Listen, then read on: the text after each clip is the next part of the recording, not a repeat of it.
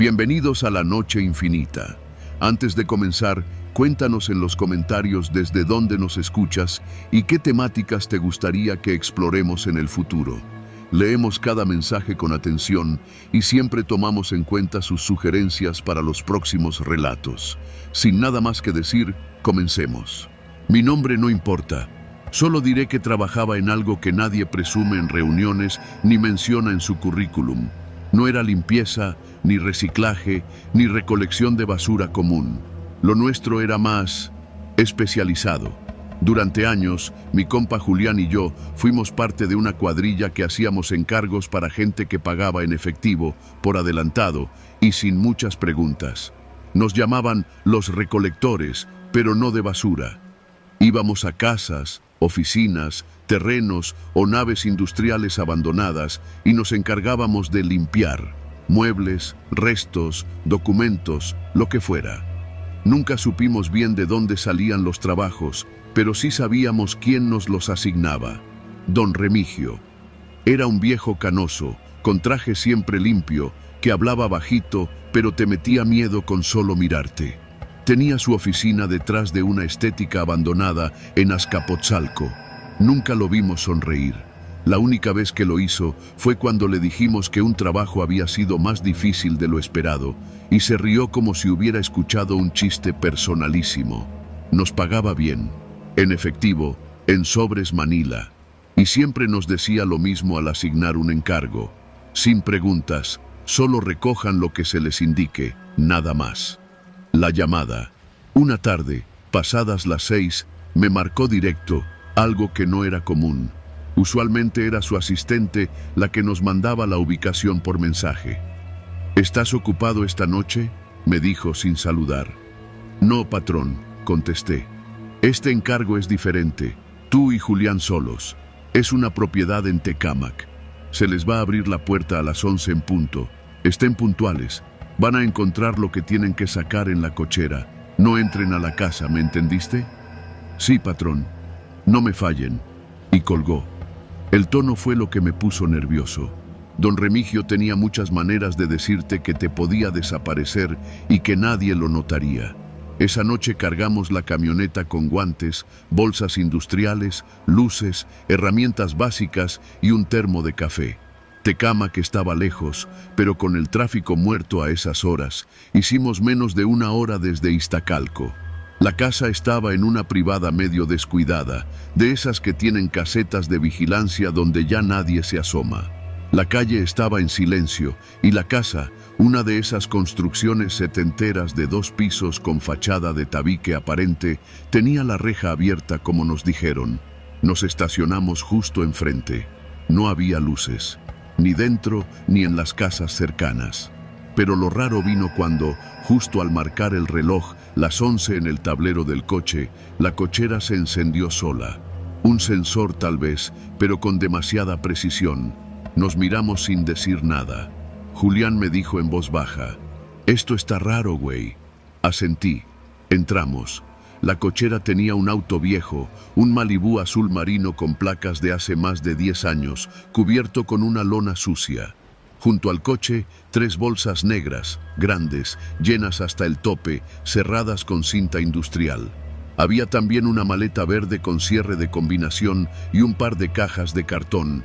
Todo tenía cinta con la palabra dispersar, escrita en plumón negro. Empezamos a cargar las bolsas sin mirar adentro. Estaban pesadas, pero no tanto como para que fueran escombros.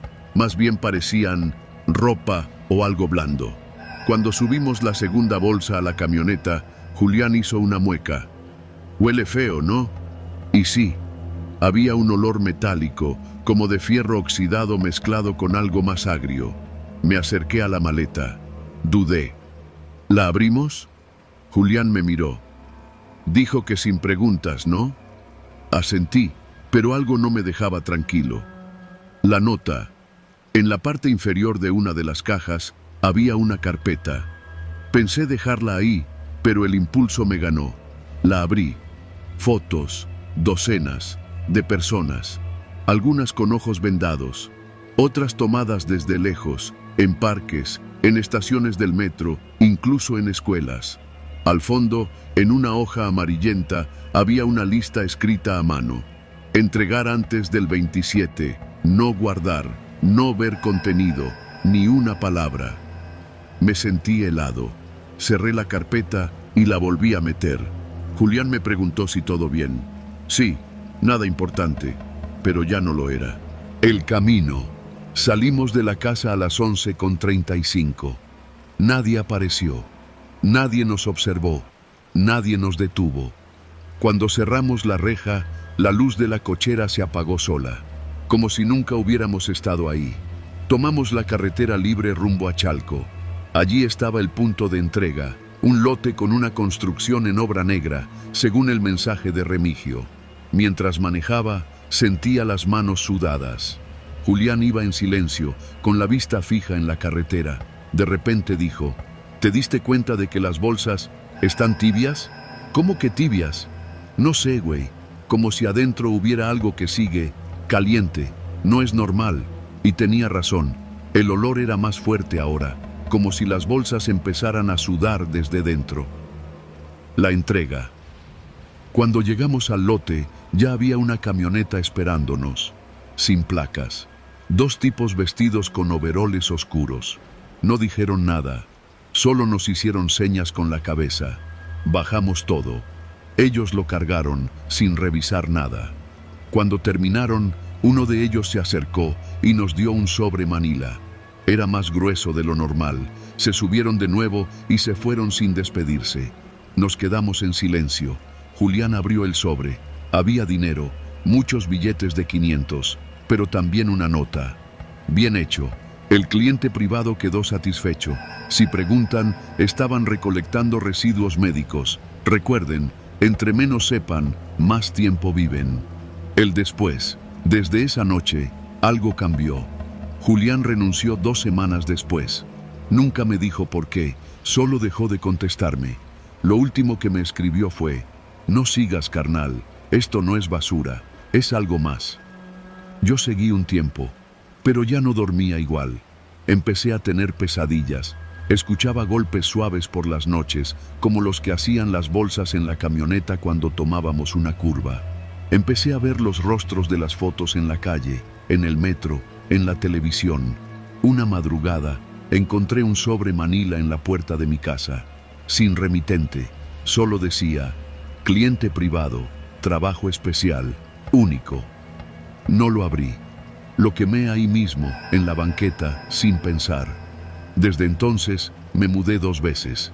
Cambié de número, dejé todo.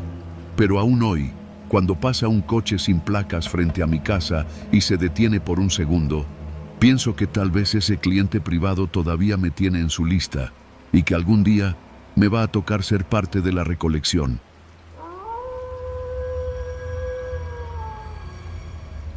Nada glamoroso, nada digno de presumir, pero era un trabajo. Uno que empecé a los 19 años, en la misma colonia donde había nacido y crecido, Santa María la Ribera, al norte de la Ciudad de México. Con el tiempo uno se acostumbra a todo, a los olores, al peso del costal, a las miradas, a ser invisible. Nadie saluda a los basureros, si acaso, algún "gracias, joven", cuando alzan la voz para dejarles la bolsa colgada en el portón. Mi rutina no cambiaba. Me levantaba a las 4, a las 5 estaba en la base y a las 6 en punto ya íbamos sobre Insurgentes rumbo a nuestra ruta. 5 días a la semana, el mismo recorrido. Hasta que un lunes, a finales de octubre, vi algo que no debía haber visto. Aquella mañana estaba nublado. No llovía, pero el cielo estaba completamente cerrado. Íbamos en la parte trasera del camión, 3 compañeros más y yo, echando relajo como siempre. Paramos frente a una vecindad vieja en la calle de Cedro. Las bolsas estaban alineadas, pero una, más grande de lo normal, sobresalía. La tomé sin pensar, pero algo dentro sonó raro, como si cargara cosas metálicas. La subí al camión. En eso, el chava, uno de los más viejos de la cuadrilla, me dijo: «Oye, Marco, mira esto». Extendió una hoja arrugada que había salido de una de las bolsas. Al principio no me pareció nada raro, Una hoja reciclada con nombres escritos a mano, algunos tachados con plumón negro, pero lo que me llamó la atención fue el encabezado. Objetivos eliminados, pendientes. Apenas leí eso, solté una risa nerviosa. Parecía una lista de esas que hacen los adolescentes para bromear entre ellos. Ha de ser de algún loco, ya sabes. La gente tira cada cosa, dije. Chava se encogió de hombros, pero antes de tirar el papel, algo lo detuvo. Espérate, cabrón, dijo. ¿Ese no es tu apellido? Lo miré bien. No supe qué me asustó más, ver mi apellido completo en esa lista o ver que estaba tachado. No podía ser una coincidencia, no era un nombre común. Chinga tu madre, Chava. ¿Qué clase de broma es esta? Pero él seguía leyendo, con la ceja levantada. Aquí hay más nombres. Creo que este era un tal Rubén, me dijo, señalando otro. Y lo reconocí. Rubén Ramírez. Un recolector como nosotros, que había muerto hacía como 4 meses. Según dijeron, un infarto. Lo encontraron en su casa, solo, con la televisión prendida. Yo había ido al velorio. También reconocí el nombre de Yadira Ortiz. Ella había trabajado con nosotros hasta el año pasado, antes de que renunciara. Me dijeron que había tenido un accidente en moto. Estaban los dos tachados también. De pronto me sentí helado. Chava notó mi expresión. No te lo tomes en serio, güey. Ha de ser una lista de cosas que alguien soñó. Locos hay muchos. Metí el papel en mi mochila sin decir nada. Ese día no pude dejar de pensar en ello. La lista tenía cerca de 20 nombres. Algunos estaban tachados, otros no. Y muchos eran familiares. No por amigos, sino porque eran otros recolectores. Algunos de rutas distintas, otros que se habían ido. 1 o 2 que habían muerto hacía años. ¿Cómo había llegado esa hoja a esa bolsa? Esa noche no dormí. No sé cuántas veces la leí. Me aprendí los nombres de memoria. El mío estaba allí y estaba tachado, pero yo seguía vivo. Al día siguiente fui con don Cosme, el supervisor de zona. Era un tipo seco, serio, de esos que llevan toda la vida en el servicio de limpia. Me costó trabajo sacarle plática. ¿Alguna vez has escuchado de una lista con nombres? De recolectores. Me miró raro. ¿Qué clase de lista? Como de gente que trabajó en la basura y que ya no está. Se quedó callado unos segundos. Luego suspiró. ¿Quién te enseñó eso? Le conté lo de la bolsa, sin dar muchos detalles. Se puso pálido. Tira esa hoja, Marco. Hazlo ahora. ¿Por qué? ¿Qué tiene de malo? Se levantó del escritorio. Mira, hay cosas que es mejor no andar preguntando. Créeme, haz tu trabajo, cúbrete bien, lávate las manos y olvídate de eso. Pero su tono me dijo más de lo que sus palabras intentaban ocultar. No lo hice, no podía. Esa semana me dediqué a buscar información. Fui a las otras rutas, pregunté a los más veteranos. Algunos se me rieron en la cara, pero uno, un viejito apodado El Chaparro, me detuvo cuando me iba. ¿La lista? Dijo, bajito. Claro que existe. Lo miré, sorprendido. ¿Qué sabes? La he visto 3 veces en mi vida. Siempre aparece después de que alguien desaparece. A veces en una bolsa, a veces en una caja, nunca firmada, solo los nombres. Y siempre, siempre, alguien más muere en menos de una semana. Me quedé sin aliento. ¿Y no se puede hacer nada? Él negó con la cabeza. Esa lista no se hace sola. Alguien la escribe, pero nadie sabe quién. Dicen que hay alguien en la central, alguien que lleva años anotando nombres, siguiendo a los recolectores. No sé si sea alguien del sindicato o alguien más, pero quien está en esa lista, tarde o temprano, desaparece. Pero mi nombre ya está tachado. Entonces alguien ya te dio por muerto, hijo. La paranoia me invadió. Dejé de tomar la misma ruta al trabajo. Cambié de número. Dormía con un cuchillo bajo la almohada. Empecé a notar cosas. Un auto blanco que me seguía a veces. Un tipo con gorra que me veía desde el parque. Gente que dejaba de responderme los mensajes. Un jueves, Chava no llegó al trabajo. Llamamos a su casa. Nadie respondió. El viernes, su esposa fue a la base. Dijo que salió temprano, que iba a comprar pan y que no volvió. Nadie supo nada más. Volví a sacar la hoja, y sí, ahí estaba su nombre, tachado. Esa noche tomé una decisión. Tenía que llegar al fondo. Fui a la central de transferencia de residuos en Iztapalapa, ese lugar donde todo termina, donde los camiones van a dejar toneladas de basura antes de ser trasladadas a los rellenos. Un lugar inmenso, oscuro, que huele a humedad, a descomposición, a químicos mezclados. No tenía permiso para entrar, pero soborné al vigilante con 200 pesos y un six de cerveza. Solo unos minutos, carnal. Entré. Era de noche. El lugar estaba medio vacío. Me deslicé entre los montones de bolsas buscando algo, lo que fuera, y lo encontré. Un cuarto pequeño, una especie de oficina portátil, escondida entre dos muros de concreto. La puerta estaba entreabierta.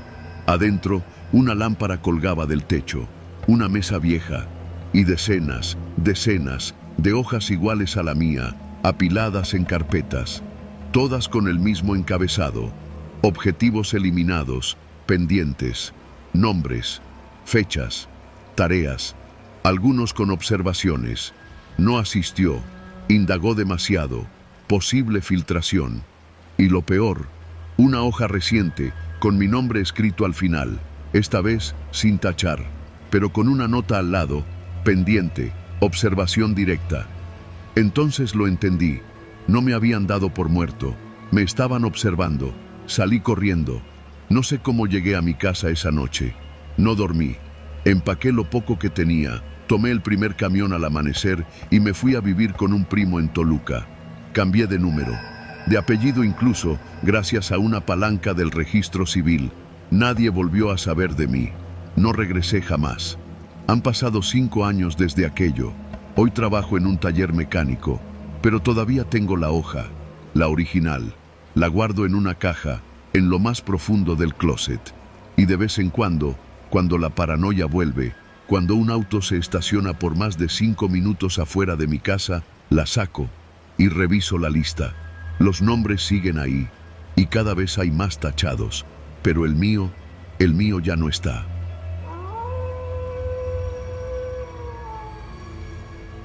Soy Mauricio. Trabajo como recolector de basura para el Ayuntamiento de Naucalpan, en el Estado de México. Llevo más de 12 años subido en esa misma unidad naranja que recorre las calles de madrugada, esquivando perros, baches y autos mal estacionados. Mi vida ha sido monótona, repetitiva, y eso me gustaba. Me daba una sensación de orden dentro del caos que es esta ciudad. Pero desde hace un par de meses, algo empezó a cambiar. Todo comenzó una noche a mediados de octubre. Estábamos en la colonia Las Huertas, una zona de calles angostas y casas viejas, donde la mayoría de la gente todavía saca su basura envuelta en periódicos y en bolsas del tianguis. Esa noche, mientras mi compañero Checo bajaba de la parte trasera del camión a recoger unas bolsas grandes, yo lo seguí con la lámpara. En eso me gritó desde la banqueta: «Mira esto, Mau». Me acerqué. Entre los costales de basura había un muñeco de peluche, de esos que venden en los cruceros, pero este tenía algo raro. Tenía la sonrisa dibujada con plumón rojo, exagerada, como la del Guasón, pero mal hecha, como si un niño lo hubiera pintado a mano temblorosa. Además, tenía los ojos bordados en forma de X. A simple vista parecía un simple juguete roto, pero había algo en su expresión, algo que no me gustó. Checo lo alzó y bromeó con que se lo iba a llevar para asustar a sus sobrinos. Se lo metió a la mochila y seguimos la ruta. Al día siguiente me dijo que lo había dejado en su casa, sobre la repisa de la sala. Pero su hermana, con la que vivía, lo tiró a la basura en cuanto lo vio. Dijo que el muñeco tenía una vibra muy fea. Me burlé un poco de él. Le dije que eso le pasaba por andar recogiendo cosas raras, pero no sabía que esa era solo la primera de varias noches extrañas. Las semanas siguientes empezamos a notar más juguetes entre la basura. No era raro encontrar alguno que otro, especialmente después del Día del Niño o Navidad. Pero estos eran distintos. Todos estaban modificados. un caballito de plástico con los ojos tapados con cinta negra, un carrito de control remoto con las ruedas quemadas y una palabra escrita en corrector blanco: observa. Una muñeca sin brazos, con la cara cubierta de papel aluminio. Todos tenían algo en común: pequeñas ranuras ocultas, como rejillas diminutas o perforaciones en lugares inusuales. Una noche, ya en la base, uno de los chicos de mantenimiento encontró una de esas muñecas dentro del camión, metida debajo del asiento del copiloto. No estaba ahí cuando terminamos la ruta. La llevaron al jefe de cuadrilla, quien la abrió por curiosidad. Adentro, pegada con cinta, había una cámara diminuta, como las que usan para espiar. Ni siquiera sabíamos que esas cosas podían meterse en un juguete. El jefe, muy serio, nos prohibió volver a recoger cualquier juguete que encontráramos en la basura. Pero la curiosidad pudo más. Una semana después, Checo volvió a llevarse otro. Esta vez era una figura de acción, como un luchador, con la misma sonrisa pintada en la cara. Me dijo que se lo iba a llevar a un compa que arreglaba celulares, a ver si podía extraer algo de la cámara que tenía en el pecho. A los 2 días, Checo faltó al trabajo. Pensamos que se había enfermado o que se había ido a ver a su novia, pero no contestaba mensajes ni llamadas. El supervisor se preocupó y fue a buscarlo a su casa. Ahí le dijeron que había salido temprano a dejar un encargo y no había vuelto. Su celular estaba apagado. Nadie lo volvió a ver. Desde ese día dejé de recoger cosas raras, pero los juguetes seguían apareciendo, 1 o 2 cada noche, siempre con esa sonrisa pintada a mano. En una ocasión encontramos un peluche con un código QR pegado en la espalda. Lo escaneamos con el teléfono de un compañero y nos llevó a un sitio con videos. Videos grabados desde dentro de casas, desde esquinas, desde patios traseros. Eran cortos, borrosos, algunos en blanco y negro. Mostraban a gente haciendo cosas comunes, comiendo, viendo la tele, cuidando a sus hijos. En uno se veía claramente a un niño dormido en una cuna y al fondo, apenas visible, alguien parado en la puerta, estático, sin moverse. Borramos el sitio del teléfono, pero ya era tarde. El miedo ya estaba dentro. Unos días después, encontramos un paquete completo. 6 juguetes, todos metidos en una caja de cartón, como si alguien hubiera hecho un envío. Tenían etiquetas: sala, cocina, pasillo, baño, recámara principal, patio.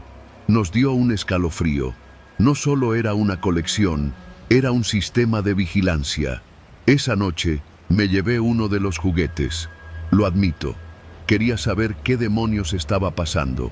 Era una muñeca vieja, con un vestido roto y el cabello hecho trizas. Pero al abrirla con un desarmador, encontré no solo una cámara, sino un pequeño transmisor. Lo llevé con un cuate que trabaja como técnico en una plaza de electrónicos y me dijo que eso no era un simple juguete modificado. Era equipo profesional. Alguien había metido tecnología de vigilancia avanzada en muñecos de segunda mano. Lo más perturbador fue lo último que me dijo: esto no está grabando, está transmitiendo, en vivo, a algún lado. Esa noche no dormí, ni la que siguió. Intenté hablar con el jefe de cuadrilla. Le dije que esto era algo serio, que teníamos que reportarlo. Me dijo que ya lo habían hecho, que incluso una patrulla fue con ellos a hacer una inspección, pero no encontraron nada. Todo se extraviaba o era destruido antes de llegar a la comandancia. Me insinuó que mejor dejara de hacer preguntas, que no quería problemas. Empecé a notar cosas raras. Primero fueron los mensajes en mi teléfono, números desconocidos que me mandaban fotos de mi casa desde la calle. Después empezaron a seguirme. Un bocho blanco, siempre detrás de mi camión, como si estuviera en la ruta, pero nunca recogía basura. Siempre estaba a 1 o 2 cuadras, apagado, sin placas. Una noche, volviendo del trabajo, vi una caja en la puerta de mi casa. Dentro había otro muñeco, la misma sonrisa pintada, pero este tenía un letrero colgado al cuello: tú también estás siendo observado. Desde entonces, vivo en alerta. Me mudé a casa de mi hermana. Dejé el trabajo hace 15 días, pero hace 3 noches, afuera de su casa, Encontré otra caja. Misma muñeca, misma sonrisa, sin nota esta vez. Solo sé que cada noche, a las mismas horas en que hacíamos las rutas, alguien pasa por la colonia y deja juguetes en las esquinas. Nadie los ve llegar, solo aparecen ahí, como si alguien los sembrara en la madrugada, como si algo se estuviera preparando, como si el objetivo ya no fuera solo observar, sino acercarse. Y ahora entiendo por qué Checo desapareció. No fue un accidente, fue un mensaje. La próxima vez que veas un juguete tirado en la calle, no lo toques, no lo mires demasiado tiempo, y por nada del mundo lo lleves a tu casa, porque la sonrisa no es lo único que está pintada. También lo está tu imagen en algún lugar, viéndote en tiempo real, y cuando sea su turno de sonreír, tú ya no vas a estar mirando.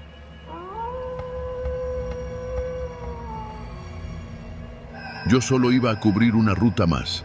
Era martes, uno de esos días pesados donde el calor no te deja pensar y el tráfico de la ciudad se vuelve más insoportable que de costumbre. Trabajo como recolector de basura en una empresa de limpieza que presta servicio a varias colonias de la Ciudad de México. Para entonces llevaba ya más de 10 años en el oficio, suficiente como para saber cuándo algo huele mal. Y no me refiero a la basura. Mi turno ese día empezaba a las 6 de la tarde y terminaba cerca de la medianoche. Yo iba en la parte trasera del camión con otro compañero, Gerardo, mientras que Lalo conducía. Llevábamos una ruta extra que nos asignaron de último minuto porque uno de los camiones se descompuso. A todos nos dio flojera al principio, pero el jefe prometió doble pago por las horas extras y no íbamos a decir que no. La colonia a la que íbamos se llamaba Los Cipreses, un nombre demasiado elegante para lo que resultó ser un conjunto de casas viejas, enrejadas, con banquetas desniveladas y muchas cámaras. Demasiadas. No había llegado ni al primer contenedor cuando me percaté de que había cámaras de vigilancia en cada casa. Pero no de las normales, no. Eran cámaras grandes, industriales, algunas colgadas en postes artesanales hechos con tubos y maderas. Muchas tenían luces rojas parpadeando. Sentías que te veían desde que ponías un pie ahí. «¿Qué pedo con esta gente?», murmuró Gerardo mientras vaciábamos un bote grande que olía a podrido. Lalo bajó del camión para ayudarnos, cosa rara en él. Nos miró serio y dijo en voz baja: «¿Ya vieron cuántas cámaras hay? Ni en Polanco he visto tantas». Asentí sin decir nada. Empezamos a movernos hacia la siguiente casa cuando escuchamos un sonido seco, como un clic, luego otro y otro. Levanté la mirada y vi, por lo menos, 4 cámaras apuntando directamente hacia nosotros desde distintos ángulos. Una de ellas se movió lentamente, siguiéndome mientras caminaba. Se me erizó la piel. «Nos están grabando», dije.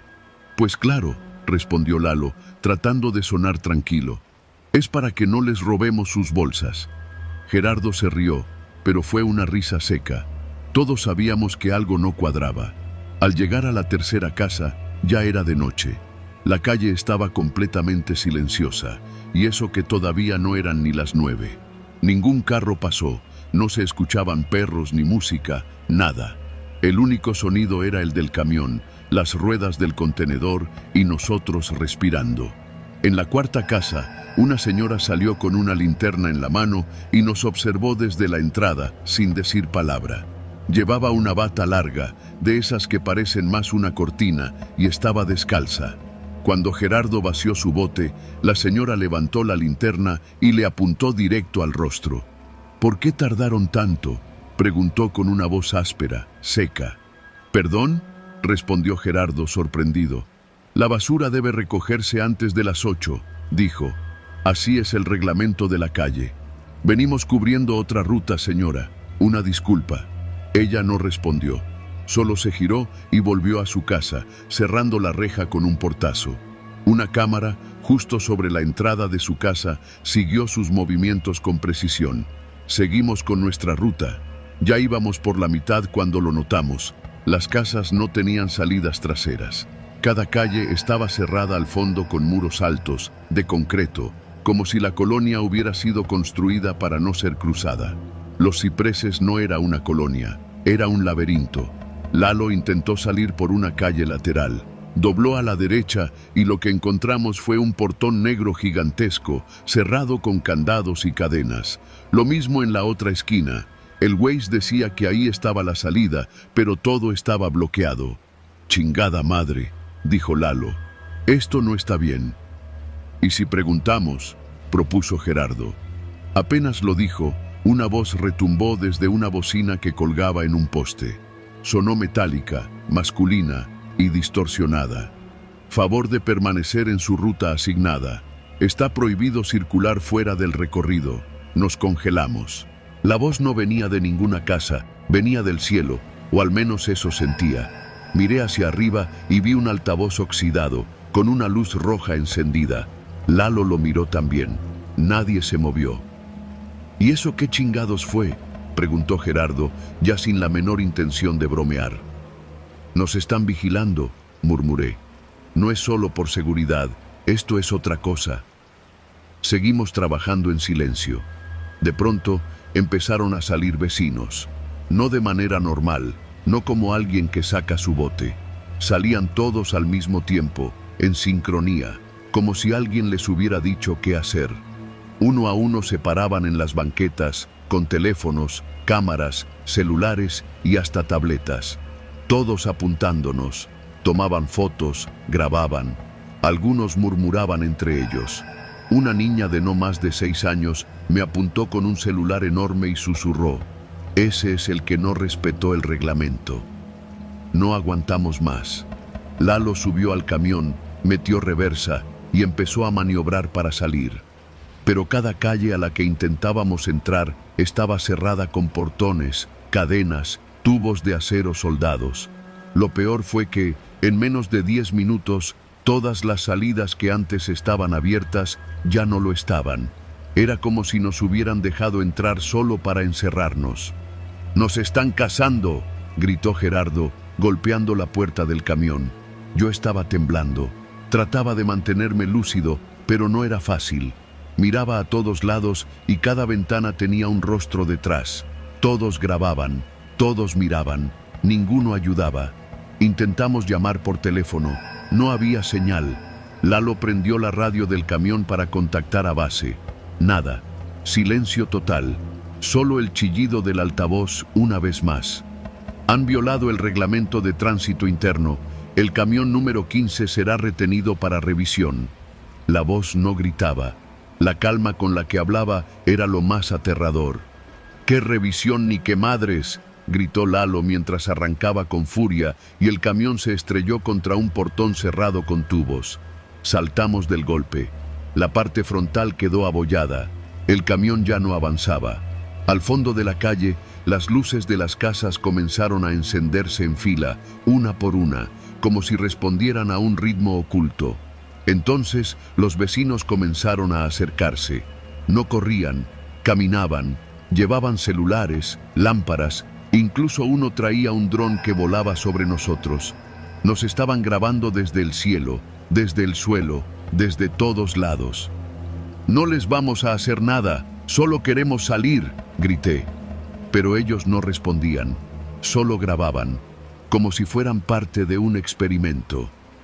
Lalo intentó salir corriendo, pero no dio ni 10 pasos cuando 2 tipos con camisetas blancas lo interceptaron. Lo sometieron, lo esposaron con cinchos de plástico y lo llevaron hacia una casa blanca con ventanales. No gritó, solo nos miró como diciendo: «No digan nada». A Gerardo lo metieron en una de las casas del fondo, a empujones. A mí me rodearon 5 personas. No me golpearon, no me insultaron, solo me grabaron mientras me arrinconaban contra una pared. Me pusieron una linterna en la cara y comenzaron a hacer preguntas. ¿Sabías que el reglamento prohíbe circular fuera de la ruta? ¿Quién autorizó tu presencia aquí? ¿Por qué no pediste permiso de grabación? Yo no entendía nada. ¿Qué reglamento? ¿Qué grabación? ¿Quién chingados eran ellos para cuestionarme? Cuando no respondí, me tomaron de los brazos, me llevaron a una cochera convertida en cuarto de vigilancia y me mostraron un video. Era yo, en tiempo real, bajando la basura de una casa, con la hora exacta, el número de bote, el ángulo del cuerpo. Parecía un documental. Este video será evaluado, dijo un tipo con bata blanca, que parecía más un técnico que un vecino. Si no cumple con las normas de imagen, el recolector será retenido por 72 horas. Yo solo dije, por favor, déjenme ir. Me miró y sin emoción respondió, la colonia requiere observadores. Los mejores se quedan. No supe cuántas horas pasaron, pero de alguna forma, al amanecer, desperté en el camión, con Lalo y Gerardo dormidos también. La cabina estaba cerrada, pero sin candado. Afuera no había nadie. Las casas parecían vacías. El portón que antes estaba cerrado, ahora estaba abierto. Salimos sin decir palabra. Nadie volvió a mencionarlo. Nadie creyó nuestra historia. Renuncié ese mismo mes. Pero a veces, en noches silenciosas, me llega un mensaje extraño a mi celular. No tiene número, solo una liga a un video. Cuando abro el enlace, me veo a mí, recogiendo la basura en los cipreses. La cámara está perfectamente estabilizada. El audio es limpio, el ángulo es perfecto. Yo soy el protagonista. Y cada vez que aparece uno nuevo, el título cambia. Episodio 1. El recolector que no respetó el reglamento. Episodio 2. El camión desobediente. Episodio 3. El escape. Yo no escapé, solo me dejaron ir, porque algunos tienen que vivir para que otros sigan mirando.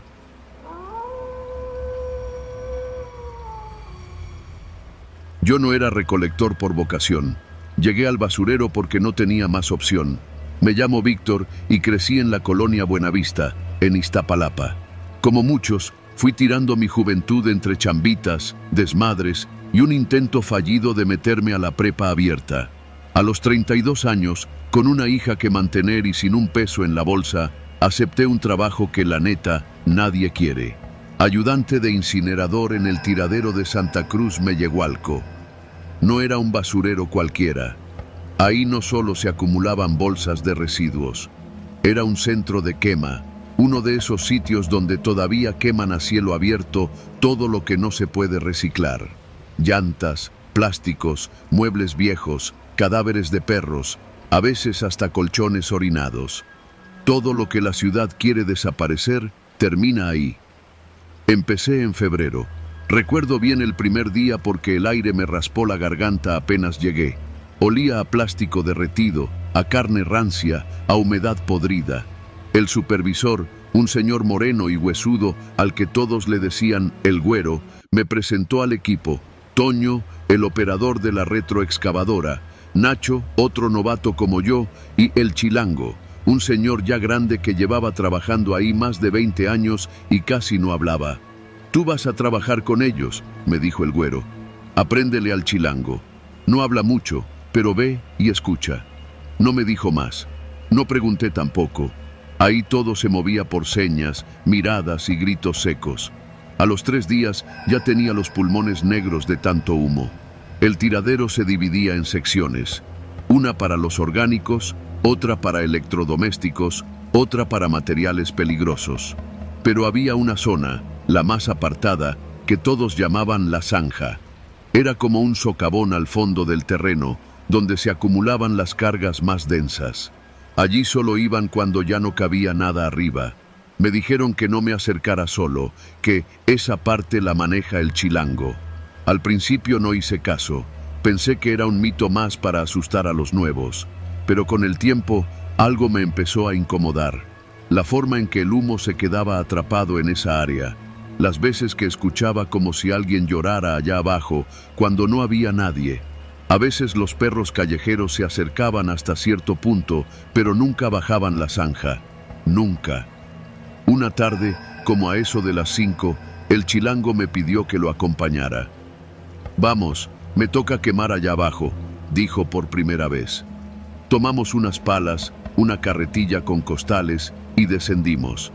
El piso estaba resbaloso por la ceniza y un líquido espeso que siempre salía de las bolsas negras cuando se acumulaban mucho tiempo. Mientras bajábamos, el aire se hacía más denso. Me ardían los ojos. «¿Qué hay que quemar?», pregunté. El chilango señaló con la barbilla una pila cubierta con una lona. Me acerqué. Al levantarla, me quedé helado. No eran bolsas comunes, eran bultos pesados, envueltos en cobijas con cinta canela.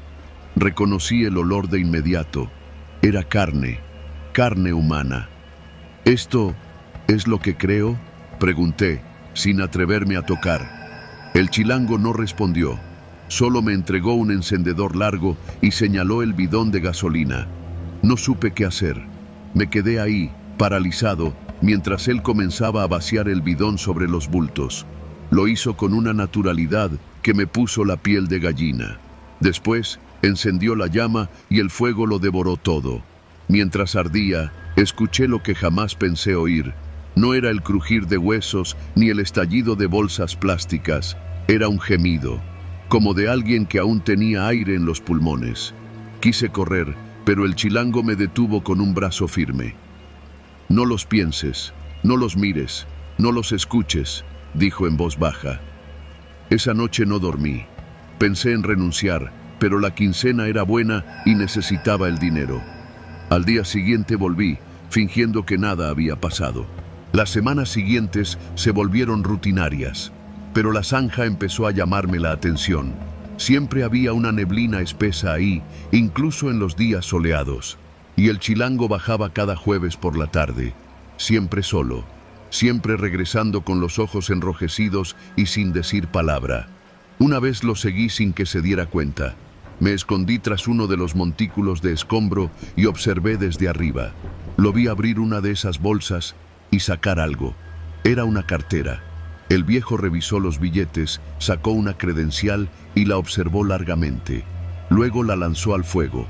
Después sacó un teléfono, lo quebró con las manos, lo pisoteó y también lo arrojó a las llamas. Eran cuerpos, eran restos con nombre, con historia. Y él sabía quiénes eran. Esa noche lo enfrenté en el comedor improvisado que teníamos bajo una lona. «¿Quiénes son los que quemas allá abajo?». El viejo me miró con sus ojos vidriosos, luego se sirvió un café negro y dijo: «No preguntes eso aquí, muchacho. Si preguntas, te toca acompañarlos». No volví a hablar del tema, pero desde entonces empecé a notar cosas raras. Una noche, al llegar antes del turno, vi un camión distinto. No era de la delegación ni del gobierno. Era un camión sin placas, con vidrios polarizados. 4 hombres con chalecos negros y gorras descendieron y descargaron 2 bultos grandes directamente hacia la zanja. Nadie dijo nada. Nadie los detuvo. El güero solo les dio un papel, ellos firmaron y se largaron. Esa noche, el fuego se veía diferente, más brillante, más alto, y no olía a plástico. Comencé a anotar los días que llegaban esos camiones.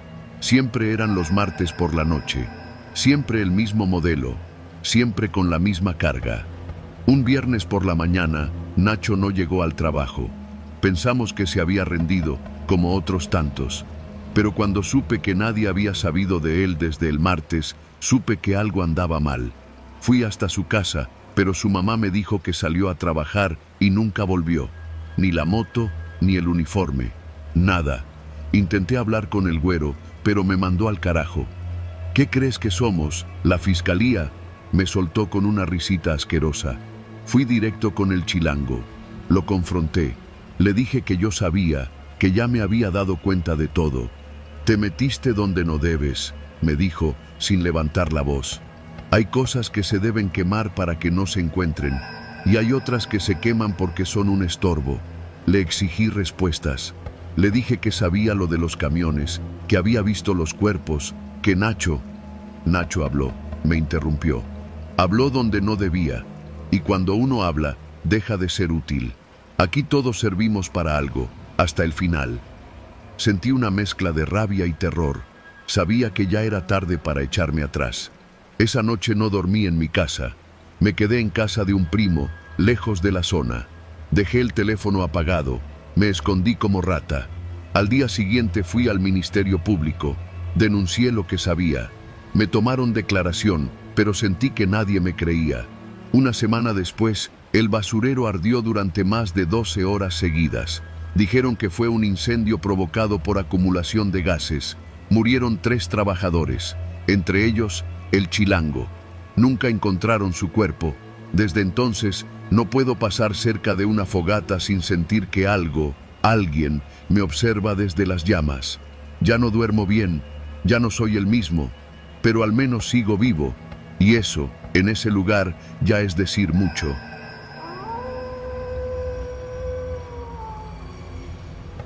Mi nombre es Israel, y esta historia que voy a contar no es una leyenda, no es un rumor. Es algo que viví en carne propia, y aunque ya pasaron varios años, todavía me cuesta trabajo dormir sin recordar los rostros de esos niños.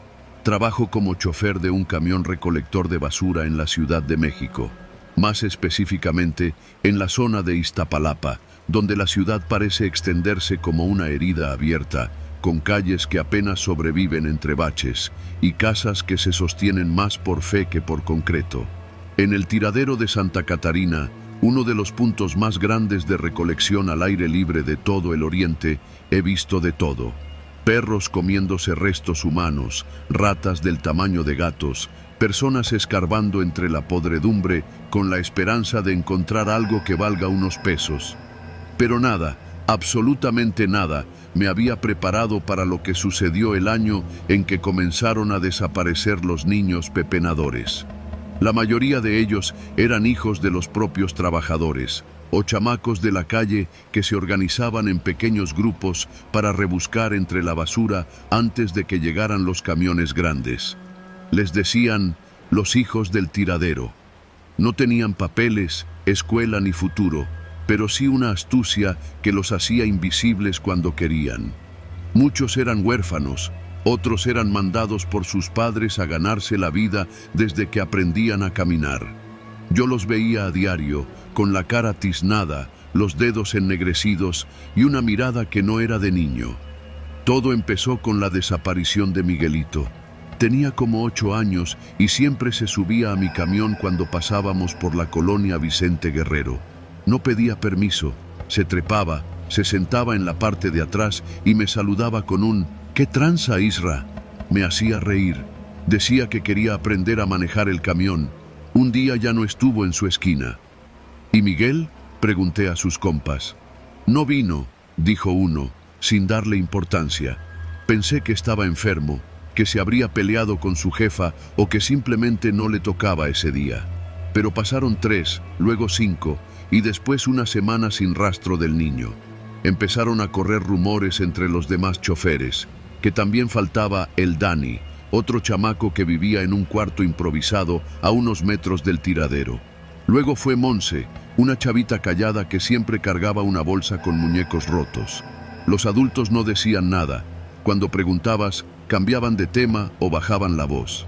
Una tarde, mientras descargaba en el sitio, me acerqué a don Ramón, uno de los pepenadores más viejos del lugar. «Oiga, ¿usted ha sabido algo de los niños? Ya van varios que no aparecen». Me miró con los ojos entrecerrados, mascando un pedazo de tortilla dura. «Los agarran, joven. No sé quién, pero vienen por ellos». «¿Cómo que los agarran?». «Como si fueran animales, de noche, silenciosos. Nomás encuentra sus cosas, pero ellos ya no». Le insistí, pero no dijo más. Esa noche no dormí. Pasaron 2 días y al llegar al tiradero me encontré con un alboroto. Estaba una patrulla, varios trabajadores reunidos y un silencio espeso que colgaba como neblina. Me acerqué a ver. En medio del basurero estaba la gorra de El Chullito, otro niño, aplastada y con manchas que no quise mirar de cerca. Nadie decía nada. Uno de los operadores murmuró: «Ya son 7». Esa noche decidí quedarme más tiempo, escondido entre los montones de basura, observando. No sé por qué lo hice. Tal vez por coraje, tal vez porque necesitaba respuestas. Me cubrí con una lona vieja que olía a muerto y esperé. El lugar se transformaba de noche. Ya sin el sol quemando la podredumbre, todo parecía respirar más lento. Las sombras se alargaban, y entonces lo vi. Un camión. No uno como los nuestros, era más grande, sin placas, sin logos, sin luces. Se metió al tiradero como si nada, avanzando en silencio, casi flotando sobre la tierra suelta. Desde donde estaba, podía ver a dos hombres bajarse. No hablaban. Llevaban ropa oscura, cubrebocas y guantes. Se movían con rapidez. Revisaban los costales dejados por los niños. Uno de ellos sacó una libreta, apuntó algo y luego hicieron una seña hacia la parte trasera del camión. De ahí bajaron a dos personas más, pero no eran pepenadores. Vestían batas como de laboratorio, con mochilas grandes, y uno tenía una especie de tablet. Se metieron entre los montones de basura y sacaron algo. No vi bien qué era, o quién. Escuché un gemido como de animal herido. Mi sangre se heló. Estuve a punto de salir corriendo, pero me obligué a quedarme. Grabé con mi celular lo poco que pude, aunque la oscuridad no ayudaba. Luego los vi subir de nuevo al camión y marcharse sin prender luces. Me quedé temblando, con las tripas revueltas. Al día siguiente mostré el video a un par de compañeros. Nadie quiso hablar del tema. Uno me dijo que borrara eso, que era peligroso. Otro me pidió que no me metiera, que había gente poderosa detrás. No hice caso. Fui con una conocida que trabaja en una ONG de derechos humanos. Le conté todo. Le pasé el video. Ella prometió ayudar, investigar. Me dijo que no era la primera vez que escuchaba algo así, que había reportes similares en otros basureros, en Chiapas, en Veracruz, en el bordo de Xochiaca, que eran casos aislados, sin pruebas contundentes, pero que había un patrón. A los pocos días la perdí de vista. No volvió a responder mis mensajes. Entonces comenzaron las llamadas. Números desconocidos. Silencio al otro lado. Una vez, alguien susurró: «Sabemos quién eres, Israel». Después de eso, cambié de número. Dejé el trabajo. Me mudé con mi hermana a Chalco y evité mencionar el tema. Hasta hoy. Porque hace unas semanas vi algo que me hizo revivir todo. Pasaba por Nesa en una combi cuando en una esquina vi a un niño. Estaba sucio, con ropa desgarrada, vendiendo chicles. Me recordó a Miguelito. Me quedé mirándolo y en un momento él me miró también. Fue solo un segundo, pero juro por lo que más quiero que era él. Tenía una cicatriz en la ceja, la misma que tenía Miguel. Me acerqué, bajé corriendo, pero cuando llegué ya no estaba. Pregunté, nadie lo había visto. Caminé varias cuadras, buscándolo. Nada. Como si se lo hubiera tragado la tierra. A veces me pregunto si los usan. ¿Para qué? ¿Tráfico? ¿Experimentos? ¿Reclutamiento? ¿Trabajo esclavo? Nunca lo sabré. Lo que sí sé es que no son fantasmas, no son leyendas urbanas. Son niños, hijos del tiradero. Y alguien se los está llevando. Y lo peor es que a nadie parece importarle.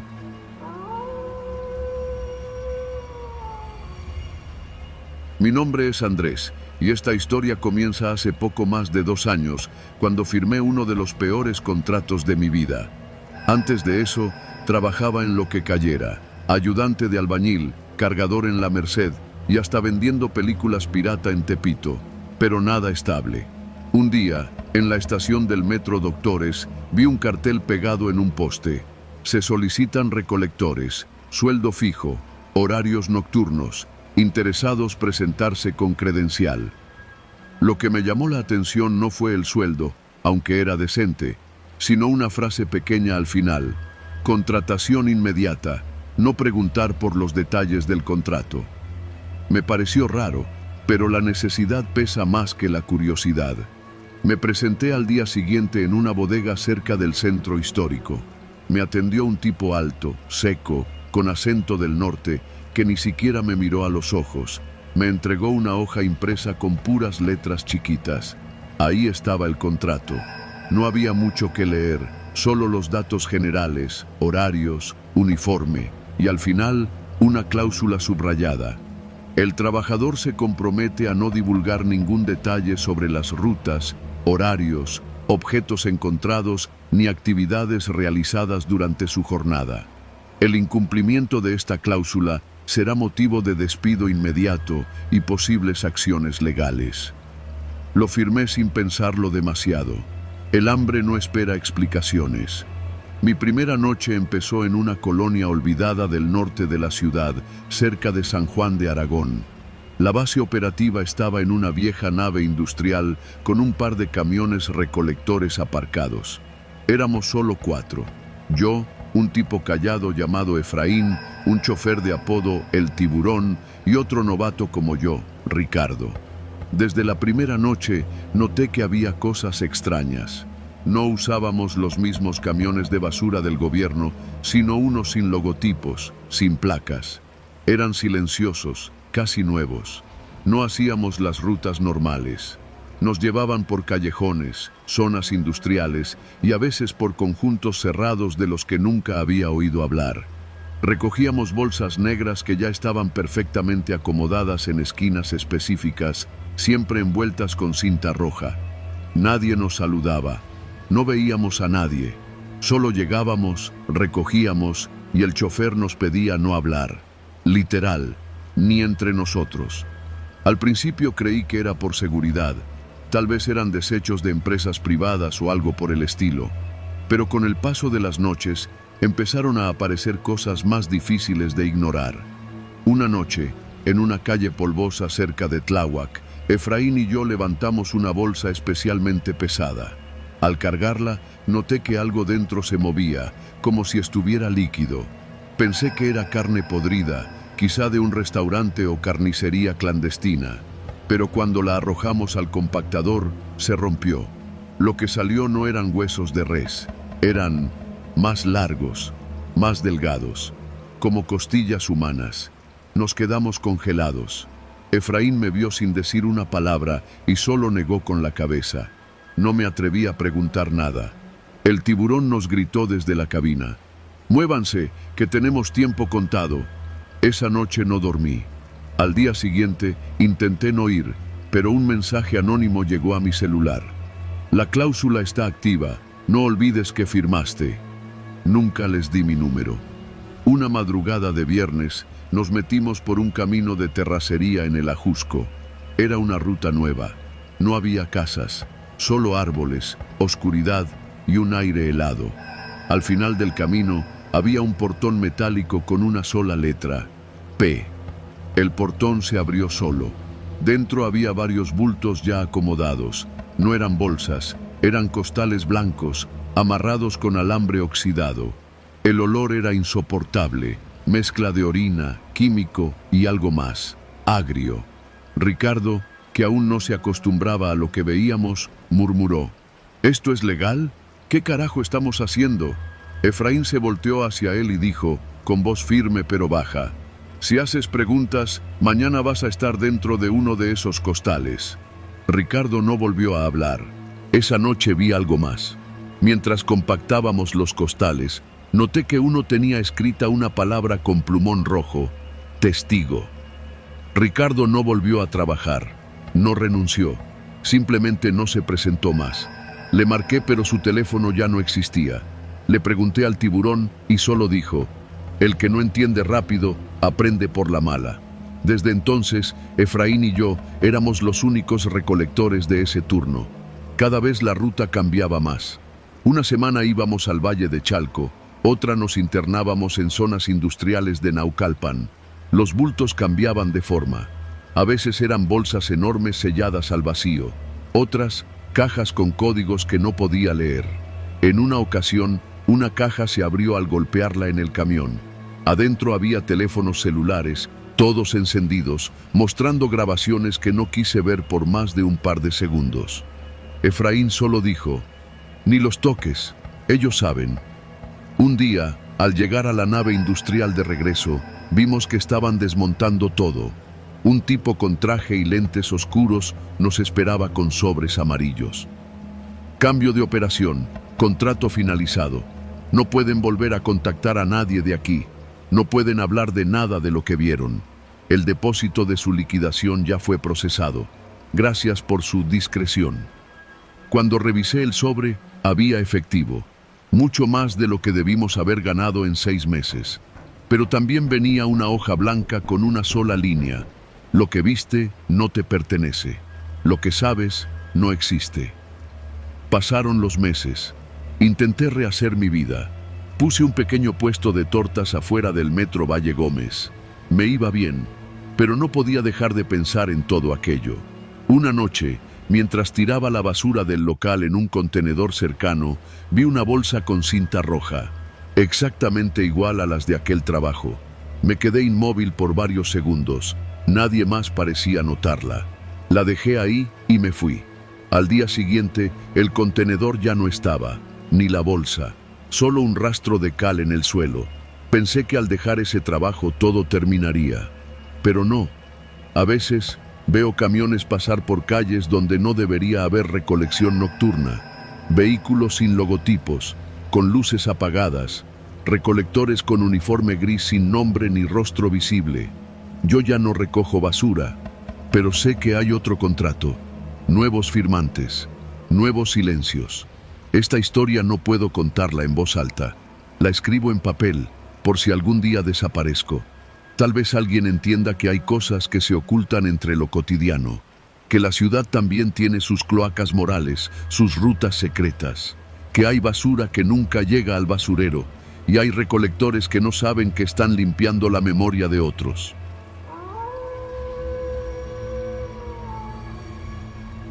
Mi nombre es Guillermo y trabajo en recolección de basura desde hace más de 10 años. Me muevo en un camión de la delegación con otros 2 compañeros, Iván y el Chivo, un morro flaco, callado, que apenas lleva 1 o 2 años en esto.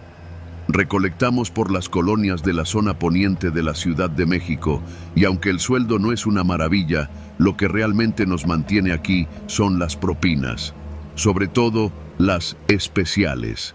Hay clientes que te dan un billete si les recoges más bolsas de lo permitido o si te llevas muebles que no quieren pagar por tirar. Pero existe otro tipo de servicio, uno que no aparece en ningún reglamento, que no se anuncia, que solo se pasa de boca en boca entre los que ya llevan tiempo en la ruta. Lo llamamos recolección VIP. La primera vez que escuché de eso fue en una fonda cerca de la base, mientras desayunábamos. Iván se me acercó con voz baja, como quien comparte un secreto de confesión. Hay un tipo en Las Águilas que paga bien por servicio fuera de horario. Casa grande, no hay cámaras, y quiere que uno entre por la puerta de atrás. Nada de grabar, nada de preguntas. Te dan lo que sobra, y algo más. Al principio pensé que era puro chisme, pero 2 semanas después, el jefe de ruta me llamó aparte y me dijo que necesitaban a alguien de confianza para un servicio discreto y que me iban a pagar directamente. Me dieron una dirección y una hora, martes, 11 de la noche, y una sola instrucción: no preguntes nada. Fuimos los 3. El camión se detuvo justo frente a una casa enorme, escondida entre cipreses y altos muros. No había número visible, solo un portón negro metálico que se abrió solo, sin que nadie saliera a recibirnos. Entramos con el camión hasta el patio trasero. Ahí había una especie de bodega junto a la casa. Una mujer nos esperaba, alta, muy delgada, vestida con un suéter de cuello alto y falda larga, de esas que parecen de otra época. No dijo su nombre, solo nos indicó con la mano los bultos junto al portón. Había bolsas negras enormes, perfectamente selladas con cinta gris industrial. Nada fuera de lo normal, hasta que Iván intentó levantar una y soltó un quejido. ¿Qué carajos lleva esto?, preguntó, sobándose la espalda. Está más pesado que un refrigerador. La mujer lo miró en silencio. Luego se acercó a mí. Por favor, no revisen, solo carguen y se van. Yo asentí, porque algo en sus ojos me dijo que no era una petición. Cargamos las bolsas. Eran 5. Ninguna tenía fuga, ni olor, ni forma definida. Solo peso. Al terminar, la mujer nos entregó un sobre sellado con el nombre de la ruta escrito en la esquina. Dentro, cuando lo abrimos ya de regreso, había 10 billetes de 500. Esto no fue basura normal, dijo el Chivo nervioso. Yo vi que una bolsa se movía, lo juro. Estás viendo cosas, le dijo Iván, pero mejor ni lo pienses. Esto paga más que cualquier sábado en Lomas. Lo dejamos así, por un tiempo. Pero los martes se volvieron rutinarios. Siempre la misma casa, siempre la misma mujer, siempre bolsas pesadas, y el sobre, cada vez más grueso. Una noche, mientras cargábamos, me dio por preguntar: ¿Qué hacemos con esto? ¿Lo echamos a los contenedores de la delegación? La mujer me miró fijo. No, llévenlo a donde les indiqué, a la barranca detrás del vivero. Ahí, déjenlo y váyanse. Iván y yo nos miramos. No era normal, pero ya no estábamos para hacer preguntas. Ganábamos en una noche lo que en una semana entera. Lo dejamos en la barranca y al día siguiente, como siempre, todo seguía igual. Hasta que un martes no hubo respuesta al timbre. Esperamos. El portón seguía cerrado. Y cuando ya pensábamos irnos, una voz nos habló desde la bocina del interfón. «Pasen». La reja se abrió sola, como antes. Pero esta vez no había bolsas preparadas. La mujer no salió. En cambio, una de las puertas de la casa estaba abierta. Entramos. No sé por qué. Tal vez por la rutina o por curiosidad. Dentro, la casa era aún más extraña. Todo en orden, pero sin vida. Ni un solo cuadro en las paredes, ni fotos, ni relojes. Solo muebles carísimos y silencio. «Esto ya está muy raro», susurró el chivo. «Vamos mejor».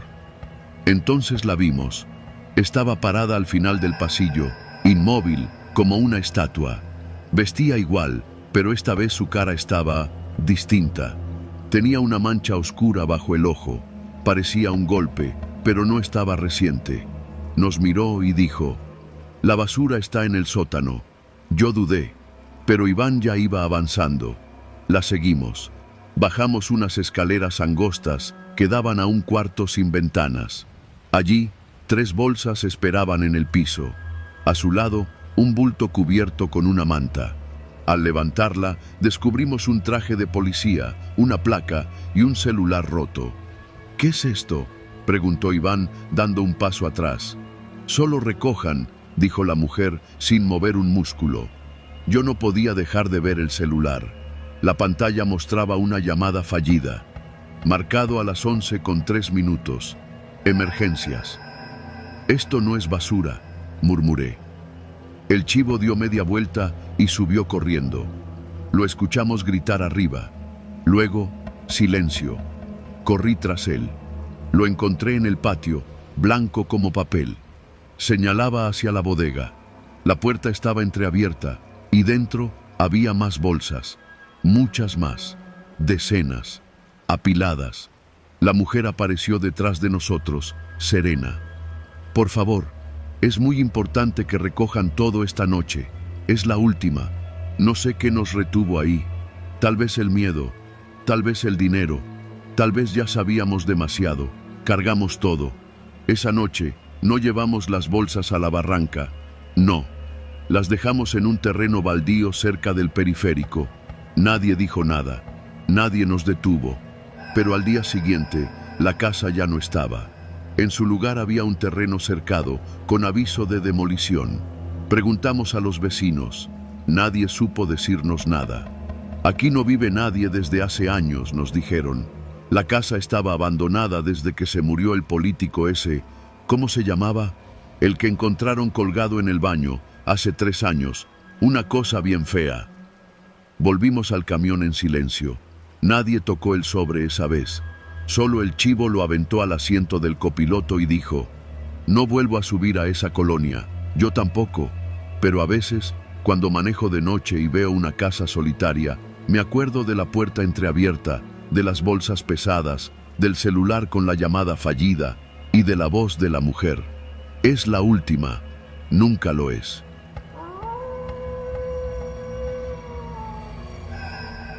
Trabajo en el servicio de limpia del municipio desde hace más de 10 años. En la colonia me conocen bien. Dicen que soy de los que siempre cumple con su ruta, que no le saca al jale, aunque sean las 4 de la mañana y esté lloviendo. No voy a decir mi nombre, porque lo que voy a contar puede traerme problemas. Ya van a entender por qué. Lo que sí puedo decir es que trabajo en el turno nocturno, recolectando la basura de la zona centro de Guadalajara. Somos 3 en la cuadrilla, el Chiquilín, el Pajarito y yo. Cada noche tenemos que seguir la misma ruta, Avenida Alcalde, luego San Felipe, y de ahí nos metemos por las colonias hasta llegar a la calzada. Lo hacemos sin chistar, pero desde hace un par de semanas algo empezó a cambiar. Primero fue el color de las bolsas. Para quien no sepa, en Guadalajara usamos un sistema de separación por colores. Las bolsas verdes son para orgánicos, las azules para reciclables y las negras para lo que ya no sirve. La gente rara vez lo respeta, pero uno con experiencia ya sabe qué esperar. Las verdes siempre huelen a podrido, las azules están llenas de botellas y las negras, bueno, ahí puede salir de todo. Pero hace 15 noches exactas, en la calle José María Morelos, justo frente a un edificio viejo que antes fue una clínica, nos encontramos algo raro. Era una noche callada, sin tráfico. El camión venía lleno hasta la mitad. El chiquilín iba en la parte de atrás, yo en la acera, jalando bolsas hacia el compactador y el pajarito manejando con cumbia bajita. En esa cuadra, todo se veía normal, hasta que noté que en la banqueta había 5 bolsas negras alineadas con una precisión rara. Estaban limpias, atadas con nudos dobles, ni una sola gota chorreando. El tipo de bolsas que uno no ve seguido por aquí. Me agaché para subir la primera y al cargarla noté que pesaba más de lo normal. Pero no olía mal, nada, ni tantito. La segunda igual, y así las 5. El chiquilín también se sacó de onda. ¿No se sienten como muy compactas?, me dijo. Asentí, pero no dijimos nada más. Alzamos las 5 y las echamos al camión. Ahí quedó. Pero la siguiente noche, en la misma dirección, había otras 3 bolsas negras, del mismo tipo, igual de pesadas, igual de limpias y sin olor alguno. No me gustó nada. Lo comentamos entre nosotros y el pajarito, que es de los que se ríen de todo, dijo en broma que seguro eran restos de carnicería clandestina. Nadie se rió. La tercera noche regresaron. Ahora eran 7, siempre negras, siempre en la misma dirección y siempre pesadas. Fue entonces que decidí abrir una. Lo hice después del turno, cuando todos se habían ido. Me llevé una de las bolsas al terreno baldío cerca del basurero municipal. La abrí con una navaja, con cuidado, y lo que encontré, aún me cuesta contarlo. Dentro había ropa doblada, metida con precisión, como si alguien la hubiera empaquetado para una mudanza. Ropa de adulto, pantalones de mezclilla, camisas, ropa interior, incluso un par de zapatos. Todo parecía limpio, pero había algo más, una credencial de elector. La saqué con las manos temblorosas. Era de una mujer, 32 años, vecina de la misma colonia. Me quedé frío, no entendía nada, no se lo conté a los demás, solo guardé la credencial y esa noche me hice el enfermo para no ir a la ruta. Pero el chiquilín me marcó temprano, alterado. Güey, dejaron más bolsas, ahora fueron 10, todas iguales.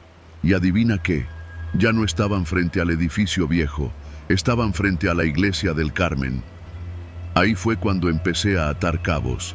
Cada noche, las bolsas se iban moviendo de calle, siempre dentro de la misma zona, pero cambiaban de lugar y aumentaban. Primero 5, luego 7, luego 10. Y siempre con ropa, siempre pesadas. Esa noche volví a abrir otra, esta vez frente a mis compañeros. Dentro había ropa de niño, una mochila de Spider-Man, un cuaderno a medio usar. El chiquilín vomitó al lado del camión. El pajarito se quedó pálido, ya no era gracioso. Lo que hicimos después fue ir directo a la policía. Llevamos la credencial, la mochila y una de las bolsas. Nos hicieron esperar horas. Un agente gordo, con cara de que le valía todo, apenas nos miró. Y si nada más están tirando donaciones o ropa vieja, ¿cuál es el pedo? Donaciones en bolsas negras, a la 1 de la mañana, todos los días, en distintos puntos, sin olor, con ropa doblada. El tipo solo se encogió de hombros. Nos mandaron con otro oficial y al final nos dijeron que iban a investigar. Nunca lo hicieron. Lo sé porque cada noche las bolsas seguían apareciendo y cada noche aumentaban. Hasta que una madrugada, hace 3 días, encontramos algo más. En la esquina de la calle Libertad con González Ortega, vimos las bolsas. 14. Pero esta vez no estaban alineadas. Estaban amontonadas, como si alguien las hubiera dejado a toda prisa. Una de ellas estaba rota, y lo que salía por el agujero no era ropa, Era carne, carne humana.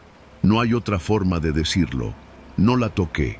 El chiquilín se quedó paralizado. El pajarito apagó el motor. Nadie dijo nada por varios minutos. Solo el ruido del motor apagándose y nuestras respiraciones agitadas. Llamamos otra vez a la policía. Esta vez sí vinieron. Recogieron las bolsas. Nos tomaron declaración. Nos dijeron que ya estaban al tanto del caso. Pero el tono de voz del comandante me dio más miedo que cualquier cosa que haya visto en esas bolsas. Nos dijo, sin mirarnos a los ojos, no digan nada de esto, es basura, ¿quedó claro? Y se fueron, así nomás. Desde esa noche nos cambiaron de ruta, nos mandaron al oriente de la ciudad, donde las calles huelen mal, pero al menos sabes lo que hay en las bolsas. El camión que hacía la ruta anterior desapareció. Nadie sabe si lo reasignaron, si los compañeros renunciaron o si pasó otra cosa. Lo único que sé es que las bolsas negras siguen apareciendo, cada noche, en distintos puntos del centro. Nadie las recoge ya. Y el camión compactador, cuando pasa por ahí, las esquiva. Yo las veo desde lejos, sentado desde mi nuevo camión, y me tiemblan las manos, porque ahora sé que esas bolsas no contienen basura. Contienen historias que alguien quiere borrar. Y nosotros, los de los uniformes fosforescentes y las manos llenas de mugre, somos los primeros en verlas. Y los primeros en callar.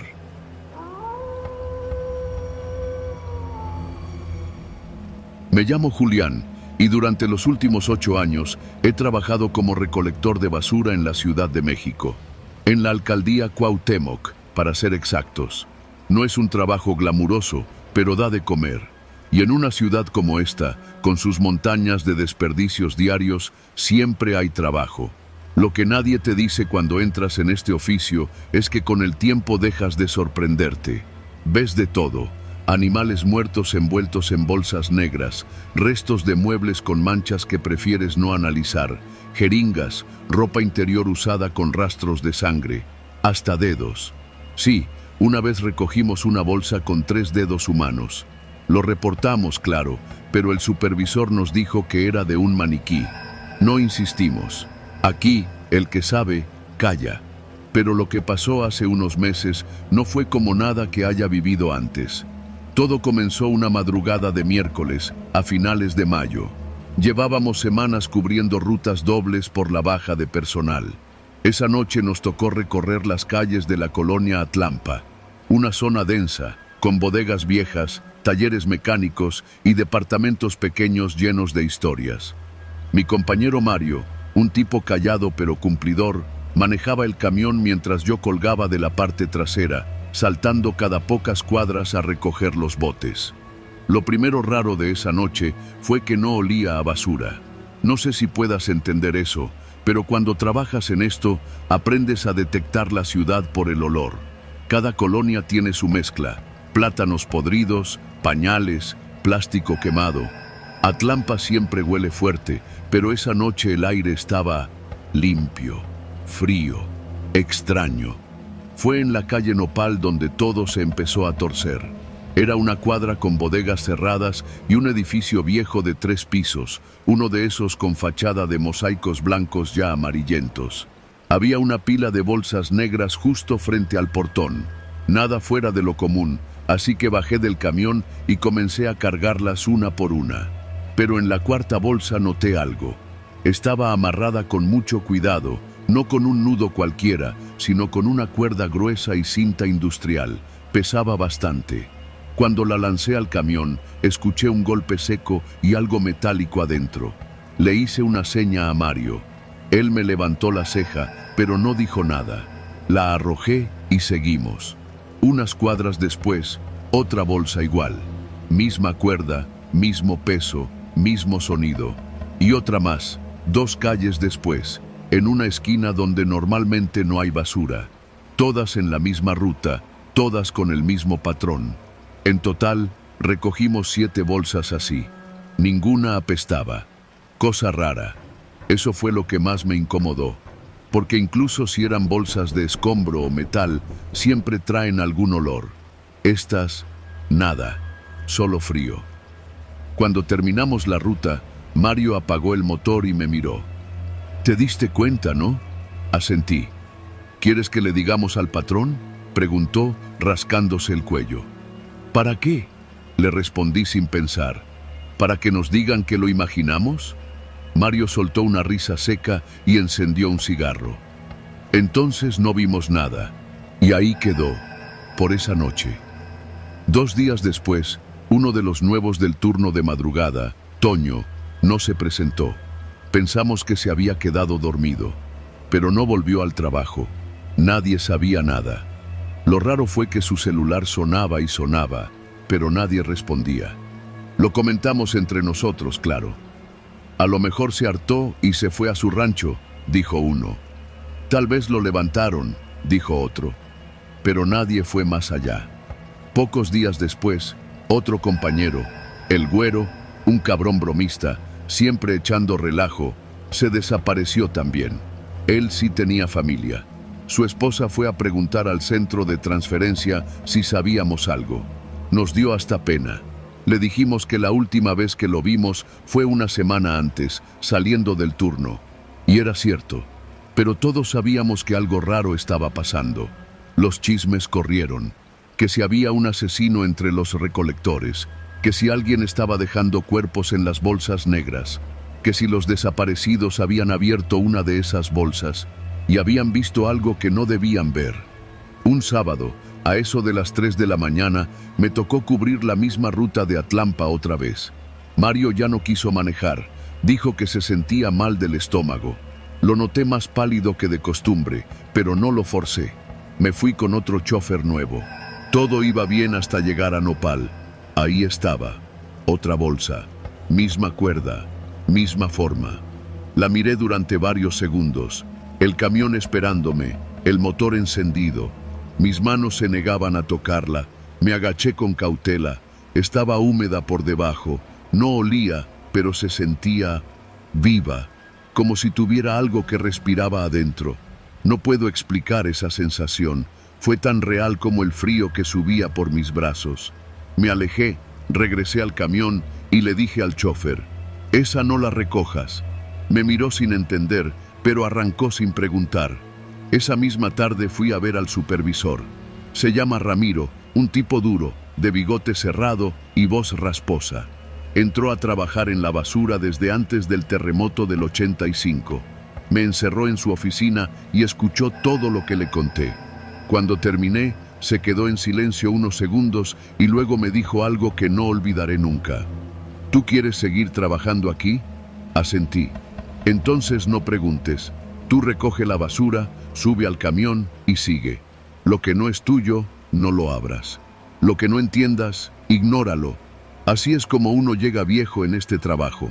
Quise insistir, preguntarle por Toño, por el Güero, por las bolsas, por lo que sabía, pero su mirada me dijo que si seguía hablando, mi nombre sería el próximo en la lista de desaparecidos.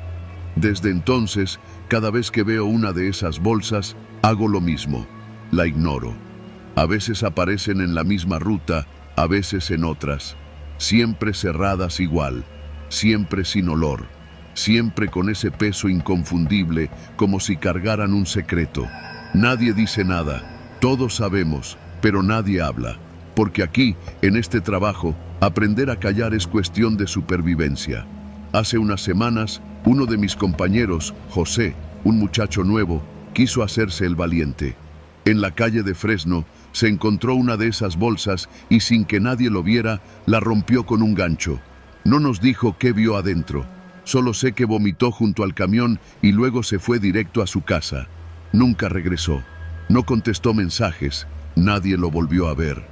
Cuando preguntamos por él en el centro, el supervisor nos dijo con calma, renunció, no aguantó el ritmo y se acabó la conversación.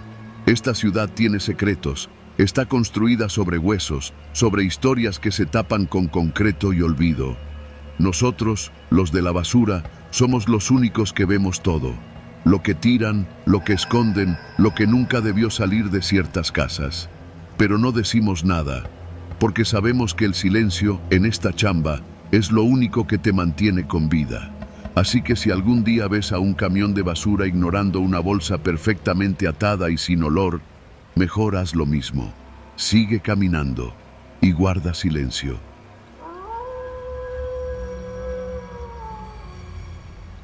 Trabajo para el servicio de recolección nocturna en Guadalajara, en la ruta que cubre varias colonias del poniente de la ciudad, entre Lomas del Paraíso y San Rafael.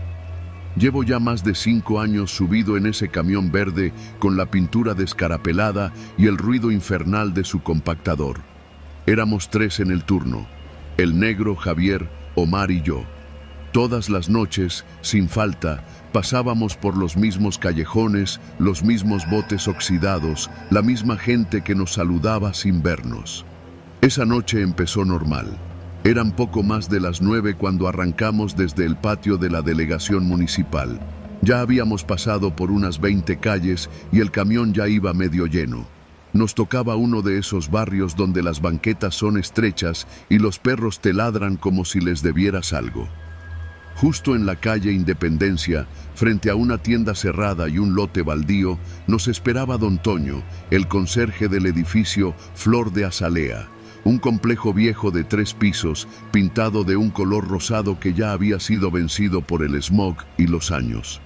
Don Toño siempre bajaba los botes de basura él mismo. Nunca fallaba. Hasta café nos ofrecía a veces. Pero esa noche estaba nervioso. «Oigan», nos dijo mientras empujaba los botes, «¿ustedes no han sentido que, como que algo raro anda pasando por aquí últimamente?» Omar y yo nos miramos sin saber bien a qué se refería. «¿A qué se refiere, don Toño?» «Al depósito, al cuarto del fondo». Nunca había mencionado un cuarto antes. Lo que sabíamos era que detrás del edificio, junto a la escalera de emergencia, había una especie de bodega grande donde apilaban cajas, muebles viejos, colchones, lo de siempre. Nada raro. Nunca le dimos importancia. «Ese cuarto siempre estuvo cerrado», continuó don Toño, mirando hacia la oscuridad del callejón detrás del edificio. «Nunca me dieron llave y no la había necesitado. Hasta que hoy, que fui a tirar una silla rota, me encontré la puerta entreabierta». El negro Javier, desde la cabina, se carcajeó. «¿Y qué? ¿Encontró una calaca o qué?» «No», dijo don Toño, bajando la voz.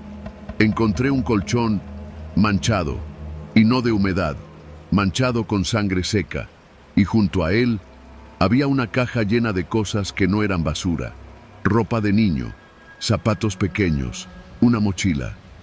Nos quedamos en silencio. Ni siquiera el ruido del motor nos distrajo. A todos nos recorrió ese tipo de incomodidad que no sabíamos cómo clasificar. Don Toño suspiró y luego agregó: «Yo sé que eso no es normal. Solo les digo, por si en una de esas alguien se mete ahí a hacer cosas raras, nomás cuídense, muchachos». Nos despedimos, pero el ambiente ya no fue el mismo. Seguimos la ruta como siempre, pero nadie habló durante varios minutos, hasta que llegamos a la siguiente cuadra. «¿Y si nos echamos un vistazo?», sugirió Javier como si fuera una broma. «¿A dónde?» «Al cuarto ese. Al rato regresamos». Me dio curiosidad. Yo no quería. Algo en la manera en que don Toño lo dijo me dejó inquieto, pero Javier insistió. Dijo que nada más íbamos a asomarnos, que si había algo raro, lo reportábamos, que no iba a pasar nada. Regresamos al Flor de Azalea pasada la medianoche. El edificio estaba completamente apagado. Solo un par de focos de luz amarilla iluminaban la entrada. Dejamos el camión estacionado en doble fila y nos metimos por el pasillo lateral que daba al depósito. Don Toño ya no estaba. No había ruido, ni un coche, ni un grillo. Llegamos al fondo. Ahí estaba. Una puerta de lámina, oxidada en las esquinas, entreabierta, como dijo. Omar empujó con cuidado. El chirrido metálico nos raspó los oídos. Adentro, la oscuridad era total, pero el olor fue lo primero que nos golpeó. No era el típico tufo a basura vieja. Era agrio, penetrante, como el olor que deja una herida podrida. Encendí la linterna del celular. El lugar era más grande de lo que parecía desde fuera. Una especie de sótano sin terminar, piso de tierra, paredes sin aplanar. Al fondo, contra la pared más lejana, estaba el colchón. Tenía manchas secas, oscuras, y encima una cobija infantil de esas con dibujos de caricaturas. Al lado, una caja de plástico llena de ropa de niño, sucia, desgastada. Una mochila azul con el nombre Luisito bordado. «Esto no es de hace mucho», murmuró Omar. Había más: rastrillos, botellas de plástico, un palo de escoba roto y, en un rincón, como escondida tras unas cajas viejas, una libreta. Era una de esas escolares, forrada con plástico. La abrí. Solo había letras desordenadas, dibujos hechos con pluma. Algunos parecían nombres, otros solo garabatos. Hasta que encontré una hoja en la que claramente se leía: «Dice que si salgo, me castiga, que afuera no hay nadie, que nadie me va a buscar, pero yo lo escucho cuando duerme y sé dónde guarda la llave». Me tembló la mano. Javier me la arrebató para leerlo. Su expresión cambió. No dijo nada, solo cerró la libreta y la dejó en su lugar. «Ya estuvo», dijo. Su voz había perdido el tono de burla. Salimos sin decir más. Pero mientras cruzábamos el callejón, una luz se encendió en el tercer piso. Una silueta nos miraba desde la ventana. No se movía, solo nos observaba. No pudimos distinguir si era hombre o mujer. Solo estaba ahí, de pie. Cuando nos dimos cuenta, la luz se apagó de golpe. Subimos al camión. Durante el resto de la noche, ninguno dijo una palabra. Al amanecer, entregamos el camión como siempre y nos fuimos a nuestras casas. Pero no podía dejar de pensar en la libreta, en el colchón, en el nombre bordado en la mochila. Pasaron 3 días. El sábado volví a pasar por el Flor de Azalea. Esta vez no iba trabajando. Llevaba ropa de civil con la excusa de ver a un amigo por la zona. Me acerqué al edificio y toqué el timbre. No contestó nadie. Pregunté en la tienda de la esquina por don Toño. El dueño, un señor de lentes con cara de aburrido, me miró raro. ¿Don Toño? No, joven, aquí ya no trabaja ese señor. Se fue hace más de un mes. El nuevo conserje es otro. ¿Y el cuarto del fondo? ¿Cuál cuarto? Se me fue el alma al suelo. Caminé hasta el pasillo lateral, el mismo por donde entramos aquella noche. Pero el cuarto ahora tenía un candado grueso y estaba pintado con aerosol en letras negras. Prohibido el paso. Ese día fui directo a la delegación. Pregunté si había algún reporte, alguna denuncia, pero no había nada, ninguna queja, ningún niño desaparecido con el nombre Luisito en esa zona, como si nada hubiera pasado. Pero sí pasó, y cada noche que salgo en el camión, cada calle que cruzo, me queda claro que hay lugares donde la basura no solo son objetos, hay secretos podridos que se esconden entre los restos, y hay puertas que, si alguna vez estuvieron cerradas, es porque debían permanecer así. Yo vi ese cuarto, yo sé lo que había adentro, y no pienso volver.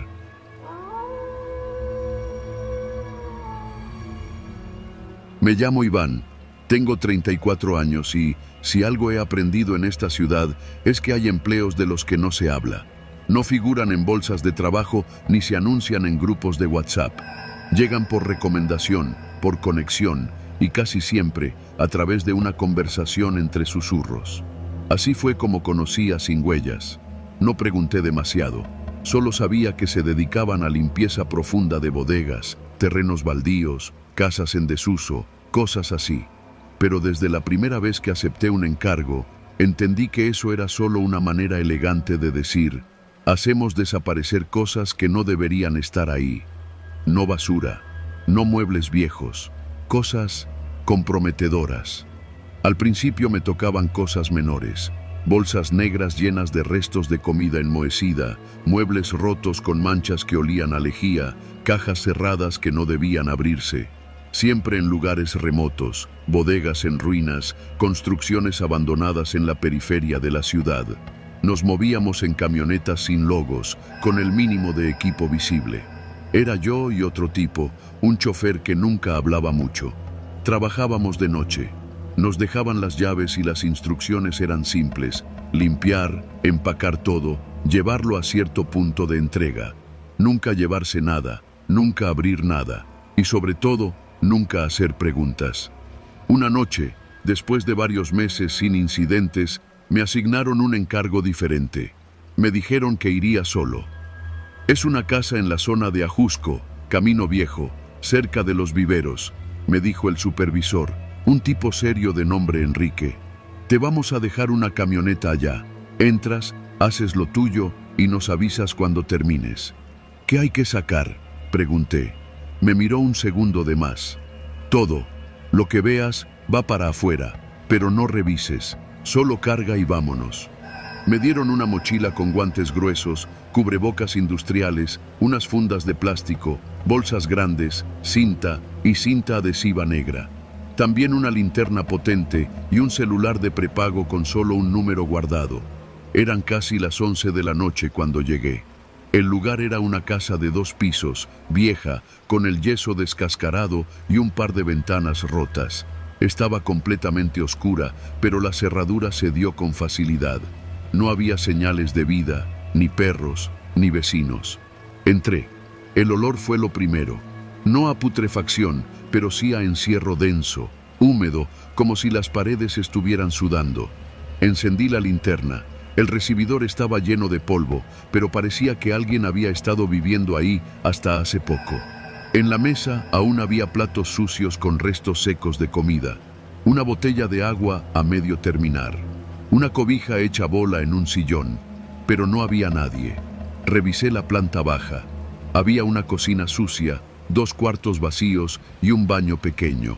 Lo raro era que la casa no parecía saqueada ni abandonada del todo. Era como si alguien la hubiera usado recientemente y salido sin recoger nada. Subí. En el segundo piso encontré 3 habitaciones. 2 estaban vacías, salvo por unas bolsas negras ya listas, como si alguien más hubiera empezado el trabajo. En la tercera, encontré algo que me hizo detenerme. Era un cuarto pequeño, con una colchoneta en el suelo y un escritorio de madera vieja. Sobre él, había una pila de carpetas, fotografías y hojas sueltas. Me acerqué. No debía hacerlo, lo sé, pero la curiosidad me ganó. Las fotos mostraban gente normal. Algunas eran a color, otras en blanco y negro. Lo extraño era que todas tenían algo en común. Todas estaban tachadas con pluma negra. Algunos rostros tenían marcas, otros estaban rotos con tijeras. En la esquina de muchas hojas había una palabra: eliminado. Cerré las carpetas y volví al trabajo. No debía mirar más. Comencé a llenar las bolsas que ya estaban en el lugar en la camioneta. Me llevó 1 hora. Cajas selladas, bolsas pesadas, objetos que no quise identificar. Cargué todo y volví a entrar para una última revisión. Y entonces lo escuché. Una tos seca, en la planta baja. Me paralicé. Creí que era mi mente jugándome trucos, pero la volví a oír. Una tos leve, seca, como la de alguien que ha estado respirando polvo por mucho tiempo. Bajé con la linterna temblando. Revisé cuarto por cuarto. Nada. Solo sombras, polvo y muebles viejos. Pero al pasar por la cocina, vi algo que antes no estaba. Un vaso de agua, con humedad reciente, en el fregadero. Y la botella sobre la mesa. Ya no estaba a medio llenar, estaba vacía. Llamé a Enrique. «Hay alguien aquí», dije, en voz baja. «Esta casa no está sola». «¿Lo viste?» «No, pero se siente. Y alguien bebió agua hace poco».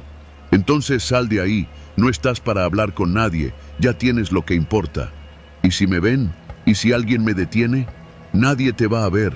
Y si lo hacen, tú no sabes nada. No digas tu nombre, no expliques, solo vete». Colgó. Salí. Subí a la camioneta, arranqué y no miré atrás. Esa noche me costó dormir. Me sentía observado, como si algo de esa casa se me hubiera pegado. A la mañana siguiente me dieron otro encargo. «Felicidades», me dijo Enrique. «Estás listo para cosas más delicadas». La siguiente semana me asignaron a una fábrica abandonada en Tlalnepantla. Lo mismo, bolsas, cajas, silencio. Pero esta vez vi algo más. En un rincón del almacén, junto a unas vigas oxidadas, encontré un teléfono. Era un celular viejo, sin batería, pero al tocarlo, vibró. Solo una vez, como si aún quedara algo vivo en él. Lo dejé ahí. Ese fue el primero de muchos lugares donde algo no cuadraba. Casas vacías con música tenue, departamentos con velas encendidas, bodegas con huellas frescas en el suelo. Siempre llegábamos después de que algo pasaba, y nuestra chamba era desaparecer lo que quedaba. Con el tiempo, entendí que Sin Huellas no era una empresa de limpieza, era un sistema, una red silenciosa que trabajaba para borrar rastros de lo que nunca debió existir. Empezamos a recoger más que basura, empezamos a cargar memorias, ropas con nombres, cartas sin remitente, computadoras que no debíamos encender. En una ocasión, encontramos un colchón con manchas recientes. Me dieron la orden de no mirar debajo. No lo hice. Con los meses, aprendí a no preguntar, a no mirar a los ojos a nadie, a no reconocer calles, ni leer nombres en buzones. Era más fácil así, pero no siempre funcionaba. Una madrugada, me tocó regresar a una casa. La reconocí en cuanto vi la reja oxidada. Era la misma del primer encargo, aquella donde escuché la tos. Solo que esta vez, las puertas estaban abiertas, y en el interior no había nada, salvo un espejo, grande, redondo, cubierto por una sábana blanca. La nota en la puerta decía: «Hoy toca recoger lo último». Quité la sábana. Me vi a mí mismo, pero no era mi reflejo actual. Era yo, con otra ropa, con una herida en la frente y la mirada perdida. Era yo, pero diferente.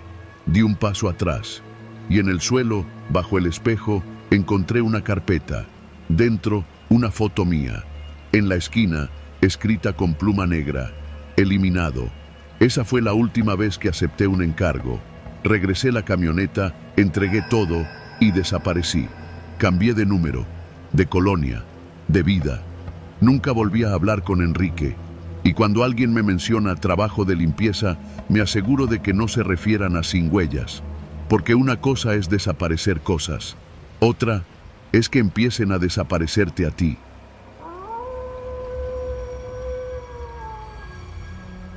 Yo era de los que empezaron en la basura porque no había de otra. No fue un gusto, fue necesidad. De esos trabajos que nadie quiere, pero que alguien tiene que hacer. Empecé de chalán en el camión de recolección de la delegación Gustavo A. Madero, en la Ciudad de México, donde los martes eran los días más pesados, y no por la cantidad de bolsas, sino por lo que venía en ellas. Así fue siempre. Martes de carnicería. Así lo llamaban los viejos del sindicato. Y aunque todos sabíamos que no era carne de res lo que olía en esas bolsas negras, nadie lo decía en voz alta. Porque una cosa es sospechar y otra muy distinta es saber. Yo llevaba apenas 3 semanas cuando me tocó el primer martes. Mi camión tenía 2 rutas. Primero pasábamos por la colonia Bondojito y luego nos íbamos hacia Cuautepec. Eran colonias bravas, pero la gente ahí siempre dejaba las bolsas listas, bien amarradas, sin preguntas. Lo raro era que el olor no se parecía al de los desechos normales. No era el típico hedor a comida podrida o pañales sucios. Era algo más espeso, más penetrante. El tipo de olor que se mete en la nariz y se queda contigo, aunque te talles con jabón sote todo el cuerpo. «No las abras», me dijo el güero, el chofer, un cabrón que ya llevaba como 15 años en esto. «Nomás échalas rápido y sigue, como te enseñé». Ese día recogimos como 30 bolsas de esas, todas de la misma casa, una de color crema, con rejas oxidadas, al fondo de una calle empinada donde ni el sol se animaba a entrar bien. Nadie salía, nadie miraba por la ventana, pero cada martes las bolsas ya estaban afuera desde la madrugada. Le pregunté al güero qué era esa carne. Me miró de reojo y me dijo bajito: «Es mejor no saber. Tú solo recoge, y si algún día te toca hacer la entrega, entonces sí preocúpate». No entendí lo que quiso decir hasta 2 meses después. Ese día el güero no vino. Nadie supo por qué. Solo nos dijeron que se había reportado enfermo. Yo era el siguiente en la lista con licencia de manejo, así que me tocó ir al volante. Mi compañero ese día fue un tipo nuevo que apenas llevaba 4 días. Se llamaba Benito. Era del Estado de México, bien callado. No preguntaba nada. Me cayó bien. Hicimos la ruta normal hasta que llegamos a la famosa casa. Ahí estaban 33 bolsas negras, todas acomodadas en línea frente a la banqueta. Al bajarme, noté que una de ellas tenía una mancha roja escurriendo por un costado. Olía diferente, más fuerte, más fresco. ¿Y esto?, preguntó Benito, señalando otra bolsa que parecía moverse levemente. Me congelé. La bolsa vibraba, como si hubiera algo vivo adentro. No mires, nomás súbela, le dije. Hazlo rápido. Pero Benito era terco. Dio un paso hacia la bolsa y justo cuando se agachó para agarrarla, algo dentro se sacudió con fuerza. Pegó un brinco para atrás. «¡Madres! ¿Qué traen aquí, perros? Vámonos ya», le dije, casi arrastrándolo. Subimos todas las bolsas sin vernos a los ojos, sudando frío, aunque el aire todavía estaba fresco. De regreso al punto de transferencia, me temblaban las manos en el volante. Benito iba pálido, sin decir palabra. Cuando por fin llegamos, nos recibió el supervisor con cara seria. «Ustedes no van a descargar. Ustedes van directo a la entrega». Nos miramos confundidos. «¿Qué entrega?». El supervisor se acercó más y bajó la voz. «La ruta especial. El camión está lleno con lo que se necesita. Les van a dar una dirección. Llegan, descargan y se van. No hablen, no pregunten, no miren y sobre todo, no entren. Solo dejan las bolsas y se largan». Nos dio un papel doblado en 4. No decía nada más que una dirección escrita a mano. Callejón Niño Perdido, número 7. Benito preguntó si ahí era una carnicería. «Digamos que algo así», dijo el supervisor, sin mirarnos. El callejón estaba en Iztapalapa. Nunca lo había escuchado antes. Era estrecho, como un pasadizo escondido entre construcciones viejas. Apenas cabía el camión. Al fondo, una puerta metálica con una pequeña rendija abierta. Ni timbre tenía. Bajamos las bolsas. Pesaban más que otras veces. Algunas parecían tener huesos largos. No dije nada. «¿Y si preguntan qué traemos?», susurró Benito. «Tú nomás calla y deja la bolsa». Casi habíamos terminado cuando la rendija se abrió un poco más. Una mano salió, sin decir palabra, y dejó en el suelo una caja de cartón. No vimos el rostro de nadie. Me acerqué.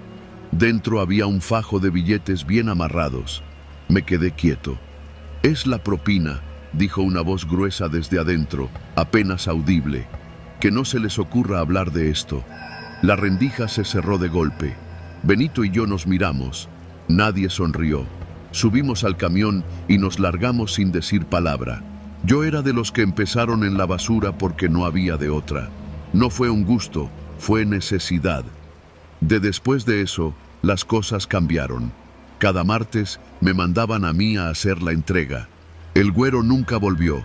Dicen que renunció, pero yo lo vi una vez semanas después en un puesto de barbacoa por la colonia Doctores. Estaba más flaco, con la mirada perdida.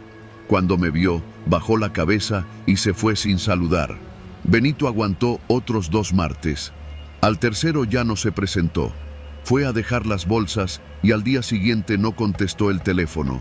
Lo buscaron en su casa.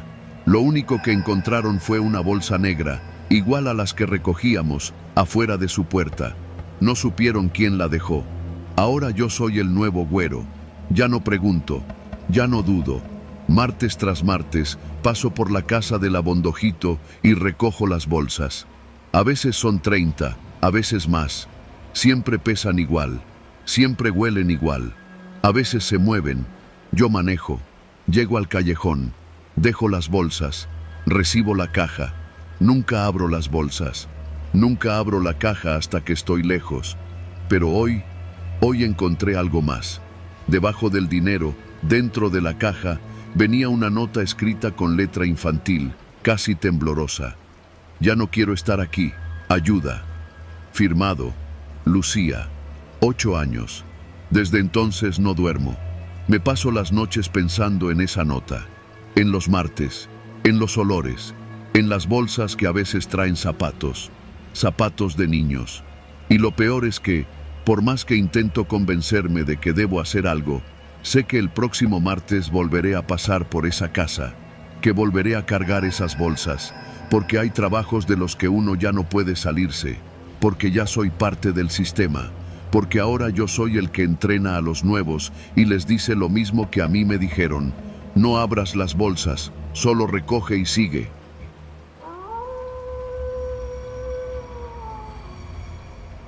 Mi nombre es Iván.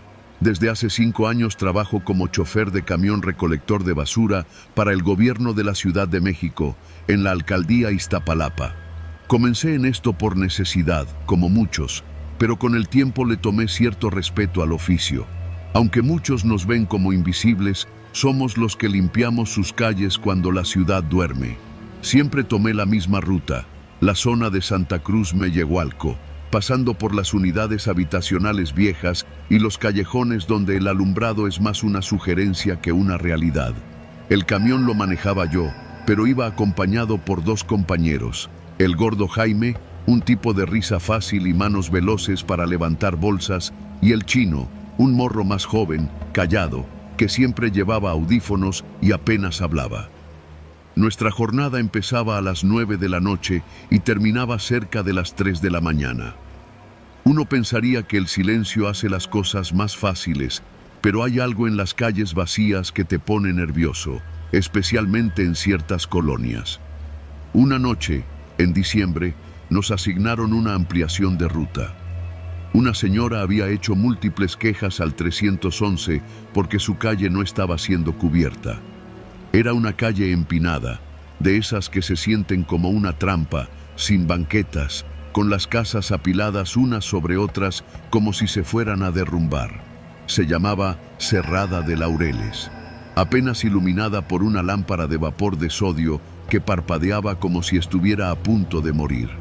Esa noche hacía frío. El aire tenía un olor denso, una mezcla entre humedad, humo de leña y basura vieja. El camión crujía mientras subíamos la cuesta lentamente. No había señal en los teléfonos y la radio del camión estaba muerta. «Aquí huele feo», dijo el gordo, asomándose por la puerta del copiloto mientras el chino bajaba a recoger unas bolsas junto a un poste torcido. «¿Feo?», le respondí. «Todo aquí huele feo». «No, culero, feo raro, como a perro muerto, pero viejo, como si llevara días ahí y nadie lo hubiera recogido». El chino regresó al camión con la cara blanca. No dijo nada, solo se subió rápido y cerró la puerta sin mirar atrás. Le pregunté si estaba bien, pero se puso los audífonos y negó con la cabeza. Seguimos un par de cuadras más. Había una pila de bolsas negras frente a una casa con ventanas rotas, como si estuviera abandonada. Me bajé para ayudar, ya que eran muchas y se notaban pesadas. Fue ahí cuando escuché el primer grito. No era un grito de auxilio ni un reclamo. Era un alarido hueco, agudo, como el chillido de un cerdo siendo degollado. Venía de entre las bolsas. ¿Oyeron eso?, pregunté, paralizado. El gordo bajó del camión y se me quedó viendo. Asintió.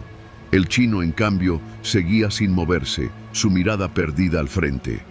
«Ya vámonos, güey», me dijo el gordo en voz baja. «Esa madre no es normal, pero el deber nos pesaba. ¿Y si había alguien ahí? ¿Una persona herida? ¿Un bebé? ¿Un animal? No podíamos dejarlo así». Me acerqué a las bolsas mientras el gordo alumbraba con su celular. Las empecé a mover con cuidado. En una, algo se retorció. Era como si dentro hubiera un cuerpo pequeño que temblaba. «No lo hagas, Iván», me dijo el gordo, más firme ahora. No lo escuché. Corté la bolsa con una navaja que siempre cargaba y se abrió, revelando ropa vieja. Pero nada más. Un segundo después, otra vez el grito, más fuerte. Pero no venía de esa bolsa. Venía de una más al fondo, junto a la banqueta. El gordo me jaló del brazo y me dijo algo que no olvidaré nunca. «No voltees, pase lo que pase, no voltees». Me reí, nervioso. ¿Qué chingados estás diciendo? Tú no sabes, güey. Aquí pasó algo hace años. Lo del niño del barranco, ¿te acuerdas? Aquí fue. Desde entonces la banda dice que se oyen gritos en la basura, que si volteas te carga la verga, que lo que grita no quiere ayuda, quiere que lo veas, y si lo ves, ya valiste madre. Le iba a decir que estaba loco, pero entonces escuchamos el grito otra vez. Esta vez, detrás del camión, no sonaba humano, era más como un lamento alargado, como si algo se estuviera quebrando por dentro. El chino arrancó el camión sin que le dijéramos nada. «¡Súbanse o me largo!», gritó. Yo no dudé. Subí de un salto. El gordo tardó un poco más, porque se quedó viendo hacia la parte trasera del camión, pero luego reaccionó y trepó, pálido como hoja. Avanzamos en silencio. Nadie decía nada. El gordo se sentó con la cabeza agachada y el chino manejaba sin mirar los espejos. Cuando salimos de la cerrada, el gordo habló, apenas en un susurro. Yo lo vi, lo miré. ¿A quién? A lo que grita. No tenía cara, no más. Era como un montón de huesos, pero largos, deformes. Tenía las manos al revés.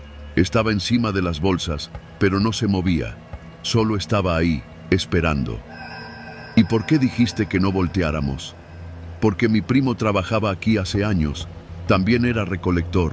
Una vez se burló de la historia. Lo encontraron sin ojos, sin lengua. Pero no había sangre, solo tierra en la boca y bolsas por todos lados, vacías. Nos quedamos callados todo el camino de regreso al depósito. Al llegar, el chino bajó sin despedirse. El gordo solo me dijo: «Si alguna vez lo vuelves a oír, no voltees. Pase lo que pase, no lo veas». Desde esa noche, cada vez que paso por Cerrada de Laureles, acelero. No recojo nada ahí. Y si alguien se queja, que se queje.